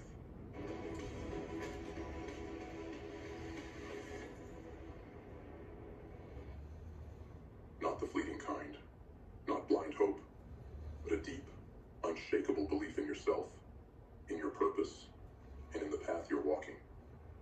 Faith is your fortress. It shields you when doubt threatens to consume you. It anchors you when fear whispers in your ear. And it lights your way when the road ahead is cloaked in shadow. Without it, you are defenseless, adrift in the storm, at the mercy of every obstacle, every failure, every sneer from a world that says, you can't. But faith is not handed to you. It must be built, brick by brick, through the choices you make and the actions you take. It starts with one truth. You are here for a reason. You are not an accident, and neither are your dreams. They were planted in you because you have the power to make them real. Here's the harsh reality. The world will try to break your faith. It will throw setbacks, betrayals, and failures in your path. It will make you question whether you're strong enough, smart enough, or even deserving. And when you're at your weakest, when the weight of it all feels unbearable, you'll face the ultimate test. Do you still believe? Most people don't. They let the fire of faith flicker out, smothered by the voices of their fears and the opinions of others. But those who do believe, those who keep the flame alive, they are the ones who rise. They are the ones who stand tall when the storm finally passes, unbroken and undeniable. Faith isn't passive. It's not sitting back and hoping everything will fall into place. Faith is action. It's moving forward even when the path is unclear. It's speaking victory over your life even when defeat seems inevitable. It's refusing to give up, not because you can see the finish line, but because you know it's there. Ask yourself, do you have that kind of faith? Do you trust yourself enough to keep going when logic says stop? Do you believe in your purpose enough to endure the pain, the uncertainty, the long nights of doubt? Because if you don't, no one else will. Faith starts with you, and once you have it, nothing can take it from you. Here's the secret most never understand. Faith doesn't remove the struggle. It doesn't make the journey easier, but it gives you the strength to endure, to rise, and to fight until the struggle becomes the story of your triumph. So, build your fortress. Strengthen your faith. Protect it fiercely, because the world will test it at every turn. And when the day comes that you stand victorious, you'll look back and realize it wasn't the talent, the resources, or the luck that got you there.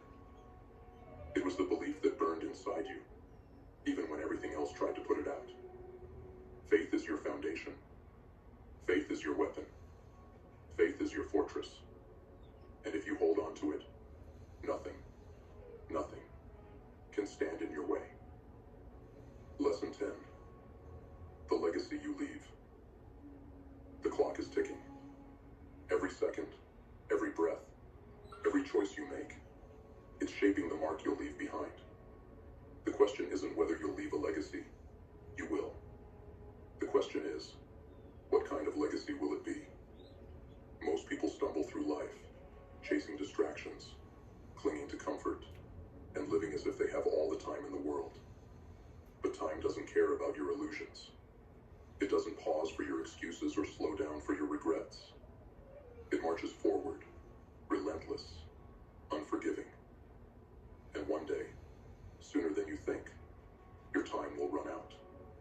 When it does, what will you have to show for it? Will your life echo with purpose, strength, and impact?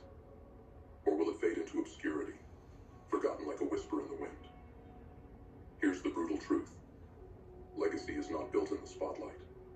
It's forged in the shadows of your daily choices. Every action you take, every habit you build, every word you speak, it's contributing to the story of your life. And the world will remember that story, whether you like it or not. But legacy isn't about fame or recognition. It's not about how many people know your name. It's about the lives you've touched, the strength you've inspired, the ripple effect of your existence. It's about standing for something bigger than yourself and daring to leave the world stronger than you found it. And make no mistake, building a legacy requires sacrifice. It demands that you stop living for the moment and start living for the mission. It means saying no to distractions, no to mediocrity, No to the easy path. Because every time you give in to the temporary, you're stealing from the eternal. Makes match more happy with game. Ask yourself, what do I stand for? What will the world remember me for?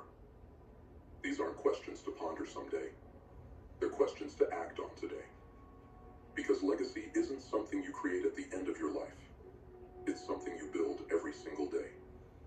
But here's the truth. Most people miss. Legacy doesn't have to be loud. It doesn't have to be grand. Sometimes, the most powerful legacies are the quiet ones. The kindness that changes a life. The resilience that inspires a generation. The strength that reminds others to keep going. So what will it be? Will you waste your days chasing comfort, leaving nothing behind but regrets? Or will you rise every day with the intention to make your life matter? The choice is yours. The clock is ticking. And when it stops, the only thing that will remain is the shadow of the life you lived. Make it count. Live with purpose. Build with intention. And when your time is up, let the world look at your life and say, this is what it means to leave a legacy. And now, the choice is yours. You've heard the lessons, uncovered the truths, and stared into the mirror of who you are and who you could become. But knowing isn't enough. The world isn't changed by thoughts or dreams. It's changed by action. The question is simple. What will you do with what you've learned? Will you let these lessons fade, lost to the noise of a distracted life? Or will you take them, use them, and transform yourself into the unstoppable force you were always meant to be? You were born to win, but winning isn't handed to you. It's earned in the moments no one sees, in the battles no one fights but you, in the relentless pursuit of something greater than yourself. Every step forward, every habit built, every challenge overcome is a brick in the foundation of your legacy. The clock is ticking. Your time is now. This is your chance to rise, to break free from mediocrity, and to build a life that echoes long after you're gone. The lessons have been laid before you. The fire has been lit. Now it's up to you to fan the flames. So stand tall, move forward, and when the world looks back, let them see the undeniable truth. This is what it means to be born to win. Now go. Prove it.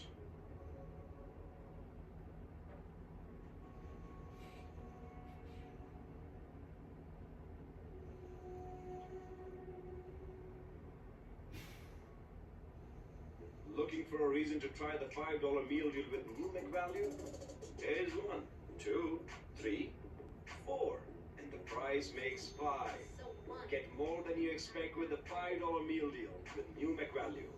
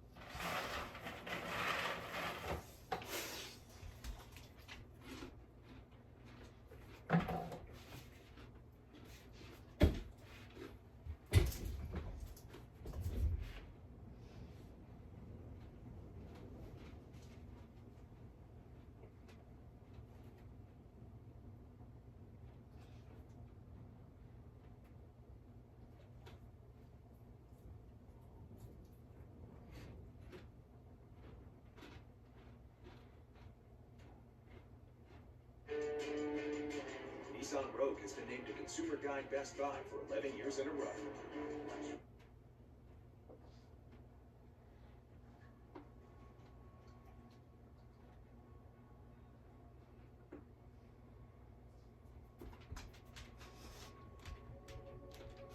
Welcome back to Grimface Motivation, where we don't just inspire, we transform. To our returning viewers, thank you for standing with us.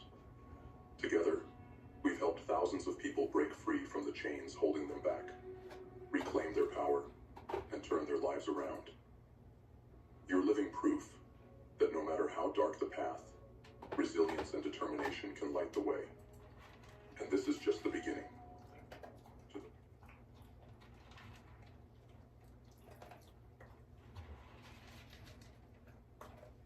Joining us for the first time, welcome to the Grimface movement. This isn't just a channel, it's a mindset. A community of warriors who refuse to settle for mediocrity. Here we challenge the status quo. We face the hard truths. And we dare to do what others won't, so we can live the life others can't. If you're ready to step into the fire, to confront the excuses, the fears, and the doubts that have held you back, then you're in the right place. Join the Grimface movement, and let today be the day you take control of your destiny.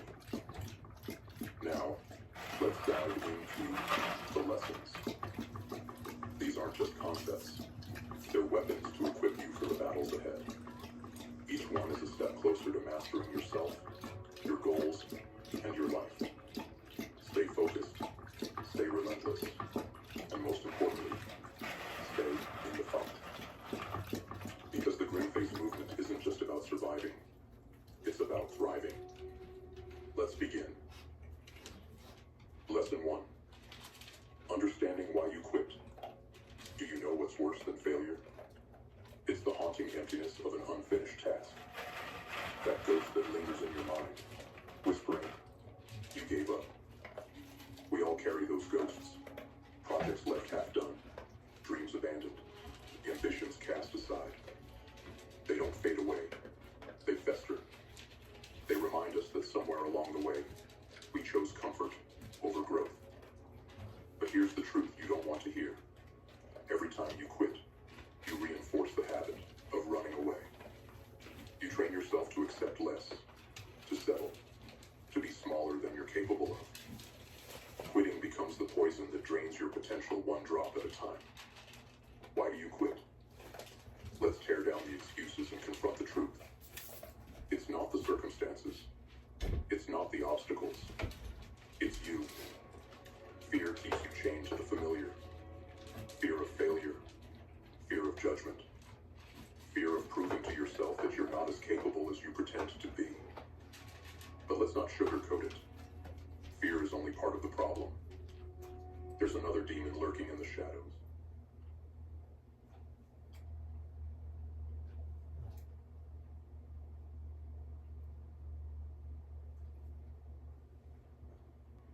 Perfectionism. You tell yourself, I'll start when the conditions are right. You wait for the stars to align, for motivation to strike like lightning. Newsflash. Perfection is a myth, and motivation is a fleeting mirage. If you're waiting for either, you'll wait forever. And then there's the most insidious reason of all, lack of clarity. You don't quit because the task is hard. You quit because you don't truly know why you started. When your reason is weak, your resolve crumbles at the first sign of resistance. So ask yourself right now, what have you left unfinished?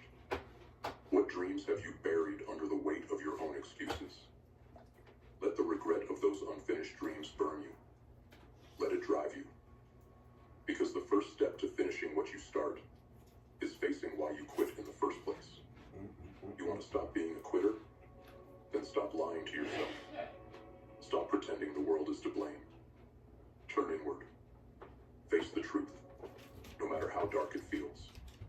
Your failures aren't the end. They're the raw material for your transformation. Take a hard look at the projects you've abandoned. Write them down. Stare them in the face. not your tombstones. They are your unfinished symphonies. The only question is whether you'll pick up the pen and write the next chapter. Remember this: the graveyard of unfinished dreams is the most desolate place on earth. But you don't have to add to it. Today, you take the first step. Not by starting something new, but by understanding why you stopped. Only then can you break the cycle and become the person who finishes what they start. It begins here. It begins now. Confront the darkness and let it ignite the fire that will burn away your excuses. Lesson 2. Starting with why. Why do you wake up in the morning? Why do you push through the grind, the pain, the monotony of life? If your answer is vague, if your purpose is hollow, then you are already walking a path that leads nowhere. A path where effort feels endless, where motivation slips through your fingers, where you quit before the finish line even comes into view. This is the cold, hard truth. Without a why, nothing you do will matter. Goals without meaning are just distractions dressed as ambition. Actions without purpose are like wandering through a storm with no destination in mind. You'll drift aimlessly until you lose yourself. But here's the light buried in the darkness. When you find your why, everything changes. It's the difference between surviving and thriving. It's the force that will drag you through the mud, the fire, the crushing weight of self-doubt. Your why is the armor that protects you from the chaos, the weapon you wield against every obstacle in your way. Ask yourself, right now, a question you've probably been too afraid to face. Why does this matter to me? Not to the world, not to your family, not to anyone else. Why does it matter to you? Why are you willing to suffer for it? Fight for it? Bleed for it? If your answer is weak, then so is your resolve. A flimsy why will snap under pressure, leaving you stranded in the middle of your struggle. But a strong why, one that cuts deep into your soul, will keep you moving when every muscle screams for you to stop. Don't fool yourself into thinking it's enough to want success. You have to know why you want it. Is it freedom? Power? To prove everyone wrong? To prove yourself right? It doesn't matter what your why is, as long as it sets your blood on fire. Here's your task. Write down one goal you've been chasing, and next to it, write why it matters. But don't stop at the surface. Dig deeper. Why do you want that promotion? Is it just for the paycheck? Or is it because you crave control over your life? Why do you want to lose the weight? Is it vanity? Or is it because you refuse to feel powerless in your own body? When you strip away the excuses, the expectations, the lies you tell yourself, what remains? That's your why. That's the fuel you've been searching for. And once you find it, no obstacle will be insurmountable. No failure will be final. Your why is your compass. It points you toward the life you're meant to live. But here's the thing. A compass is useless if you don't take the first step. So stop waiting. Stop overthinking. Find your why. Hold it close. And let it guide you out of the darkness. This is where it begins. Not with a plan, not with motivation, but with purpose. Because when you know your why, you'll stop at nothing to finish what you start. Lesson 3. Prioritizing consistency over perfection. You've been lied to your whole life. You were told to aim for perfection, to do it flawlessly, or not at all. But perfection is a trap. It's a shiny, unscalable mountain that mocks you from a distance. The pursuit of it doesn't make you stronger. It paralyzes you. And here's the dark truth no one wants to admit. Perfection is the reason you keep failing. Think about it. How many times have you put off a project because you couldn't do it perfectly? How many dreams have you killed because the conditions weren't just right? Perfection is a thief, stealing your time, your energy, your progress. It whispers, not yet. Ever struggled to get a credit card when you have poor or no credit? Then you need Self. Simply download the app and apply for a Self Credit Builder account. As you make monthly payments to your account, you are building an active payment history that gets reported to all 3 credit bureaus. And after meeting the eligibility requirements, you can unlock the secured Self Visa credit card. You choose your own limit with built-up savings from your Credit Builder account. The best part? You don't need a credit score to get started. Join more than 4 million who have used Self to build credit and take charge of your credit score your way.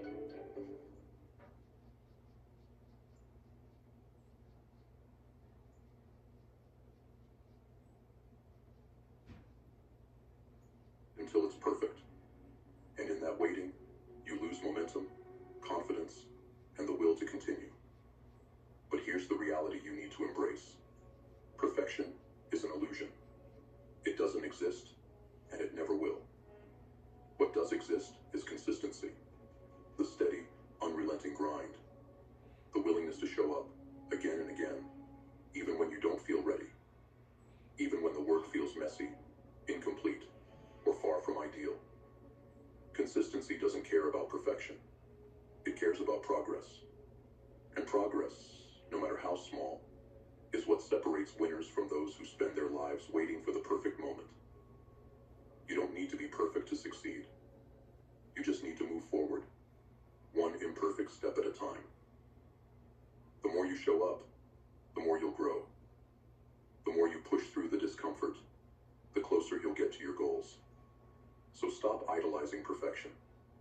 Stop letting it control you. The time will never be perfect. The conditions will never align exactly how you want them to. But that's no excuse to sit on the sidelines. Here's what you need to do. Pick one thing you've been avoiding because you're afraid of doing it wrong.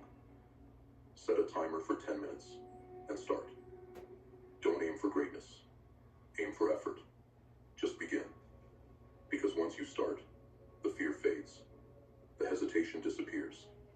Action kills doubt faster than anything else. Consistency is a weapon. Use it. Every small action, every tiny step, every messy attempt, it all adds up. And here's the secret. Most people don't realize. Consistency doesn't just build habits, it builds confidence. The more you do, the more you prove to yourself that you're capable, that you're in control, that you're a finisher. You don't need to be perfect. You need to be relentless. Perfection is a fantasy. Consistency is reality. And reality is where progress lives. So ask yourself, will you keep chasing the unreachable, or will you take one imperfect step today? The choice is yours. But remember this, progress doesn't wait for perfection, and neither should you. Start now. Start messy. Start imperfect. But most importantly, start. And don't stop.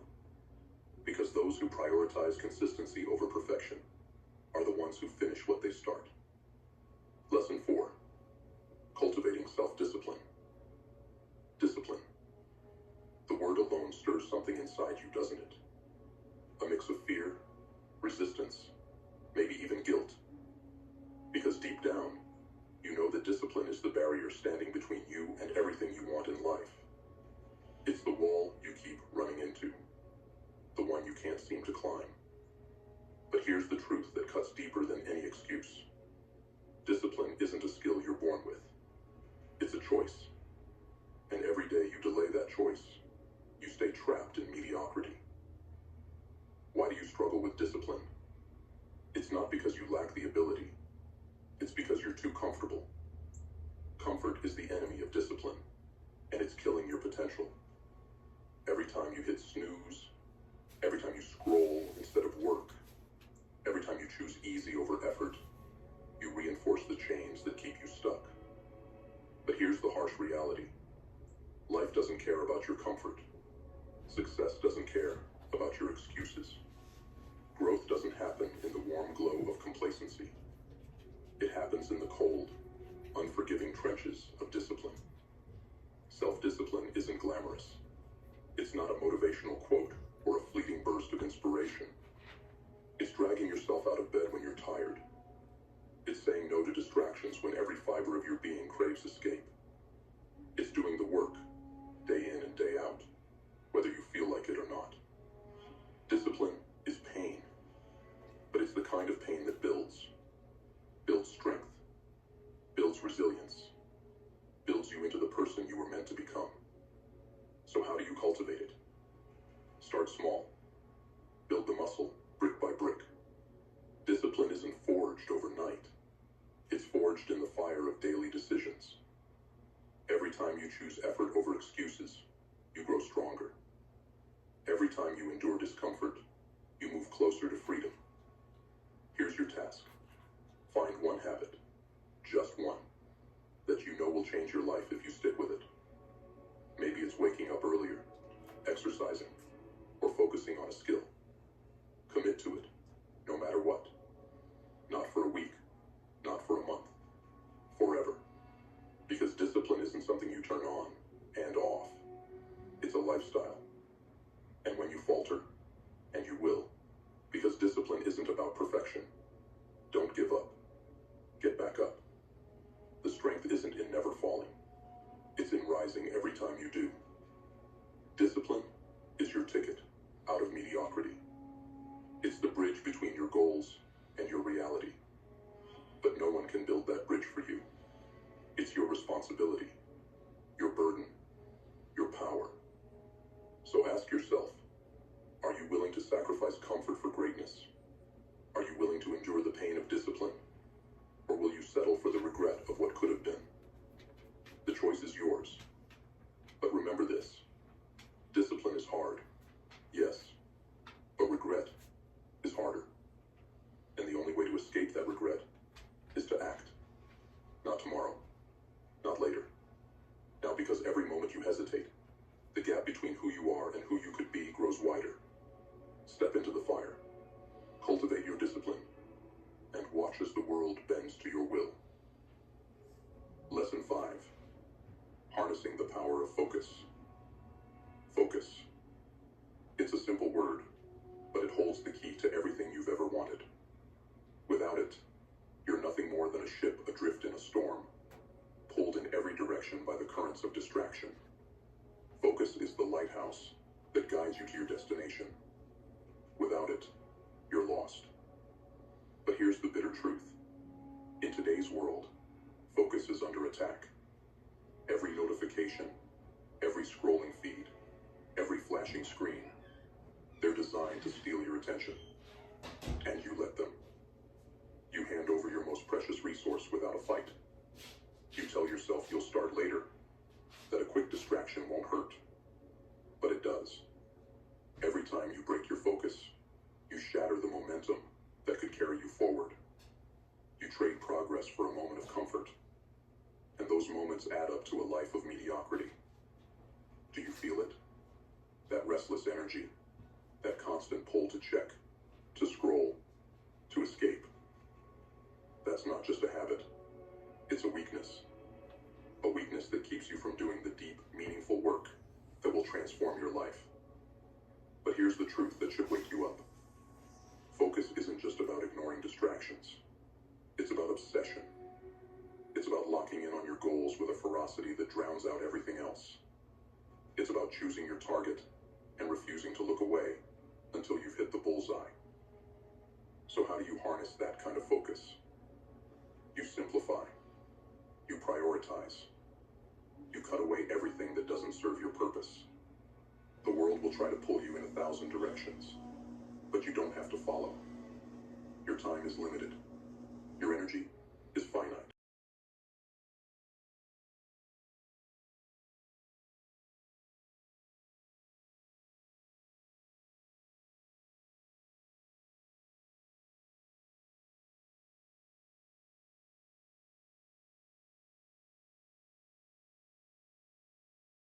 We'll see you in the next one.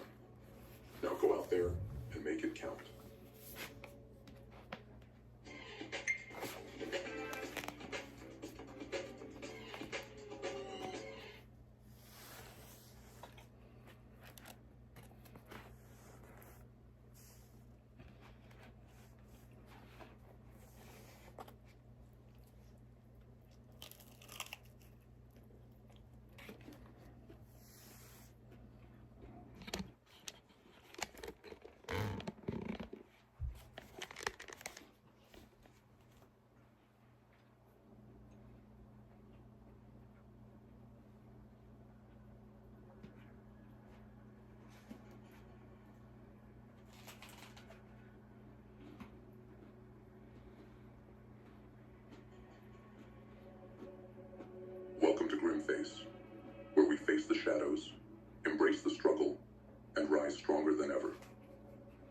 returning warriors, welcome back. You already know what we're about. Raw truth, relentless growth, and the unapologetic pursuit of becoming unstoppable. Your commitment to breaking free from the chains of mediocrity inspires this movement, and we're honored to have you with us. For those joining us for the first time, understand this. Grimface isn't just a channel. It's a movement. A place for those who dare to stand apart, who refuse to be controlled by fear, by doubt, by the expectations of a world that wants you to stay small. If you're ready to face the hard truths, to take control of your life, and to transform into the person you were meant to be, you're in the right place. In this video, we're diving deep into the power of transformation, how adversity, the mind-body connection, emotional mastery, and relentless action can unlock the version of yourself you've always known was waiting. So if you're ready to rise, to fight, and to break free, hit that subscribe button and join the Grimface movement. Because here, we don't just survive, we conquer. Let's get started. Lesson 1. The power of thoughts on health. Do you truly understand the force that resides within you? Not your muscles, not your bones, but your thoughts. That intangible, relentless stream in your mind is far more powerful than you dare to believe. It is the architect of your health, the sculptor of your well-being, or the saboteur of your destruction. Every thought you think is a whisper to your body, a command issued to your cells. When those whispers are laced with fear, self-doubt, and chaos, they become poison. They saturate your body with stress hormones, tightening your chest, stealing your breath, and making your heart race in futile panic.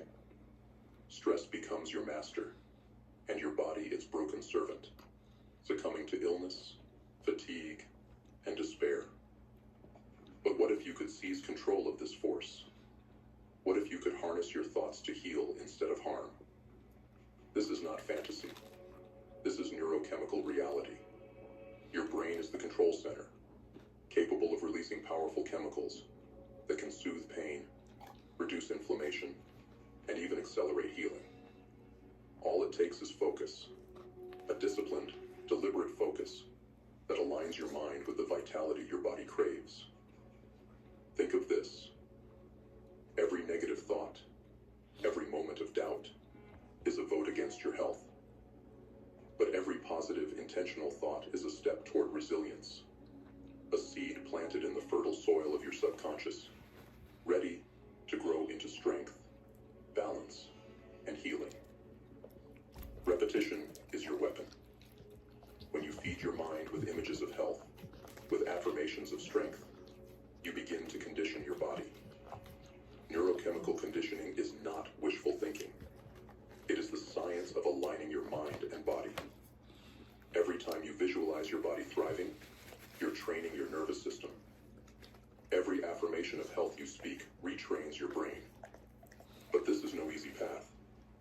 It requires a ruthless commitment to banishing the negative, to silencing the doubts that creep into your mind. You must become a warrior against the darkness within yourself, replacing every fear with purpose, every doubt with determination. When the world pushes you, when pain grips you, do not let your mind betray you. Instead, use it as your greatest ally. See yourself healed. See yourself whole. Command your body to follow the blueprint of health that you carve with your thoughts. This is your power, hidden but limitless. Do not squander it. Take control. Because your thoughts, for better or worse, are the foundation of your health. And in this life, health is not given. It is earned. Earn it. Create it. And watch as your body answers the call of a mind that has finally awakened to its own power. The choice is yours. Will your thoughts be your downfall or your deliverance? Lesson 2. Mind-body connection and healing. There's a force within you, a bridge that connects the unseen to the physical, the mind to the body. It's always been there, waiting to be noticed, waiting to be wielded. This force has the power to shape your reality and rewrite the very code of your existence. It's not magic. It's not mysticism. It's the truth you've been conditioned to ignore. The mind-body connection. You see, your body is not a passive bystander. It listens. Every thought you think, every emotion you feel is a directive. Your mind sends the orders, and your body obeys without question. So I ask you, what are you commanding it to do? Are you giving it the strength to heal? Or are you shackling it to the chaos of your fears and doubts? Thoughts are not empty echoes. They are intentions. They carry weight. When you focus your mind, visualizing health, strength, and vitality, you send clear instructions to your body to align with that vision. You create coherence, a harmony between mind and biology. And when the two are aligned, miracles happen. Healing accelerates. Pain diminishes. Your cells respond to the story your mind is telling. But here lies the danger. Emotions, those chemical records of the past, can become your greatest enemy. Every time you cling to anger, replay the sting of betrayal, or drown in sorrow, you anchor yourself to that pain. You lock your body into a state of stress, flooding it with hormones that corrode your health and trap you in a cycle of disease. Stress is not just a feeling, it is a killer. It lives in the chemical cocktail your body churns out when your mind fixates on negativity. And yet, so many of us carry that weight, refusing to let go, allowing our past to write the story of our future.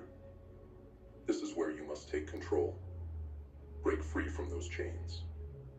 Visualize the life you want, the health you deserve, with such clarity and conviction that your body has no choice but to follow. You must rewire yourself, reprogram the connection between your mind and body. But make no mistake, this requires effort. It requires a ruthless commitment to self-awareness, to see your emotions not as truth, but as patterns, to stop being a victim of your past and become the architect of your future. Ask yourself, what story are you telling your body? Are you speaking of healing, growth, and resilience? Or are you echoing the bitterness and fear that bind you to suffering? The mind-body connection is a tool, a double-edged sword. If you wield it carelessly, it will cut you down. But if you master it, it will transform you. The choice is yours. Direct your thoughts, visualize your intention, and set yourself free.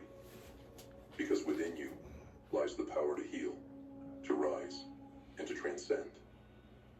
The mind and body are not separate. They are one. And when you embrace that truth, you become unstoppable. Now, what will you do with that power? Will you wield it, or will you let it wither, unused? The time to decide is now. Lesson 3. Overcoming stress and emotional addiction. Stress. It is not a fleeting feeling.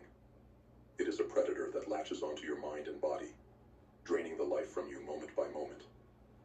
Most of us don't even recognize its grip until it's too late. Chronic stress is not an accident. It's the byproduct of a mind that has forgotten how to let go, a body that has forgotten how to heal. You see, your body is designed for balance, for homeostasis. But when fear, frustration, and anger take root, they hijack this natural state. They drag you into chaos, forcing your body to exist in survival mode. This is no way to live. It is merely existing, a slow descent into ruin. And here's the cruel truth. Many of us are addicted to this state. Yes, addicted. Not to drugs or alcohol, but to emotions. Those chemical storms that rage within us, fed by the traumas of our past. That anger you cling to, that sorrow you wear like armor. They're not just emotions. They're habits, patterns hardwired into your body. You replay the same memories, relive the same pain, over and over again. Why? Because it feels familiar, and the body craves what it knows, even if it's poison. The pain becomes your identity, the stress your constant companion. You tell yourself it's unavoidable, that you're just dealing with life. But in truth, you are a prisoner of your own creation. How do you break free from the cycle? First, you must understand that stress is not your enemy. It is a signal. It tells you where you are out of alignment, where you are clinging to fear instead of faith, to frustration instead of flow. Listen to it, and then take control. Recognize the addiction for what it is, a lie. You are not your anger. You are not your trauma. Those emotions are shadows, echoes of the past. They have no power unless you give it to them. To overcome stress, you must sever the ties that bind you to your emotional addictions. But this will not be easy. It requires vigilance. You must retrain your mind, replacing the toxic patterns with ones that serve your growth. Visualize yourself breaking free. Every time the past tries to pull you back, meet it with resolve. Remind yourself that you are no longer that person, no longer trapped in that moment. Breathe deeply, deliberately. Reset your body's rhythms. Let each breath remind you that you are alive, here, now, not in the shadow of what once was. This is the power of presence, the key to reclaiming your balance. You must decide. Will you continue to let the past dictate your future? Or will you rise, sever the chains, and rewrite the story of your life? Stress does not define you. Trauma does not own you. But if you do not confront them, they will consume you. The choice is yours. Remain in the cycle, addicted to the pain, or step into your power and break free. This is your battle. Win it. Because on the other side of stress lies freedom, and on the other side of fear lies the life you were meant to live. Are you ready to fight for it? Or will you surrender to the addiction that has held you captive for far too long? The time to choose is now. Lesson 4. Meditation as a tool for change. Close your eyes and breathe. Do you feel it? That endless noise. That restless current of thought dragging you in every direction. This is your prison. These are the chains of your conditioning. Cycles of stress, fear, and chaos that dominate your life. But what if I told you that within this very noise lies the key to your liberation? That the chaos within can be tamed, transformed, and turned into a force of healing and power. Meditation. It's not just sitting in silence. It's not retreating from the world. It is a weapon, a tool to shatter the illusions that bind you, to break the patterns that keep you trapped in suffering. Your mind is a battlefield. Thoughts wage war against each other, pulling your body into the same chaos. Stress, frustration, fear, they are not just feelings. They are patterns, etched deeply into your subconscious. And unless you take control, they will consume you. But meditation is your counterstrike. When you meditate, you take the fight to the source. You silence the noise, focus your attention, and reclaim your mind. You begin to see your thoughts for what they are. Fleeting, meaningless, unless you give them power. In this silence, you can rewire yourself. Heart-centered meditation, in particular, is a gateway to coherence, a harmony between the heart and brain. When your heart and brain are in sync, something extraordinary happens. Your body begins to heal. Stress dissipates. Emotional balance emerges. You become more than the sum of your parts. You become aligned with the power within. This is not easy. Meditation requires discipline. It demands that you face the darkest corners of your mind, the truths you've been running from. It is not about escaping. It is about confronting. Confronting the fear, the pain, the chaos. Sitting with it until it no longer holds sway over you. With every breath, you dismantle the old patterns. With every moment of focus, you build something new. You condition your body for healing. You train your mind for resilience. You transform. But make no mistake, this is a battle. Your mind will resist. It will cling to the chaos because chaos is familiar. It will fight to keep you in the cycle. And this is where you must rise. Push through the resistance. Hold the line. Because on the other side of that struggle is freedom. Meditation is not a luxury. It is survival. In this world of endless noise, it is your sanctuary, your training ground, your proving ground. So I ask you, will you pick up this weapon? Will you wield it with the discipline and determination required to transform your life? Or will you let the chaos win? The choice is yours, as it always has been. But remember this, within the silence lies power, and within the stillness lies strength. Are you ready to claim it? The time to act is now. Breathe. Focus. Transformation. The battlefield is within, and the victory is waiting for you to seize it. Will you? Lesson 5. Neuroplasticity and the creation of new habits.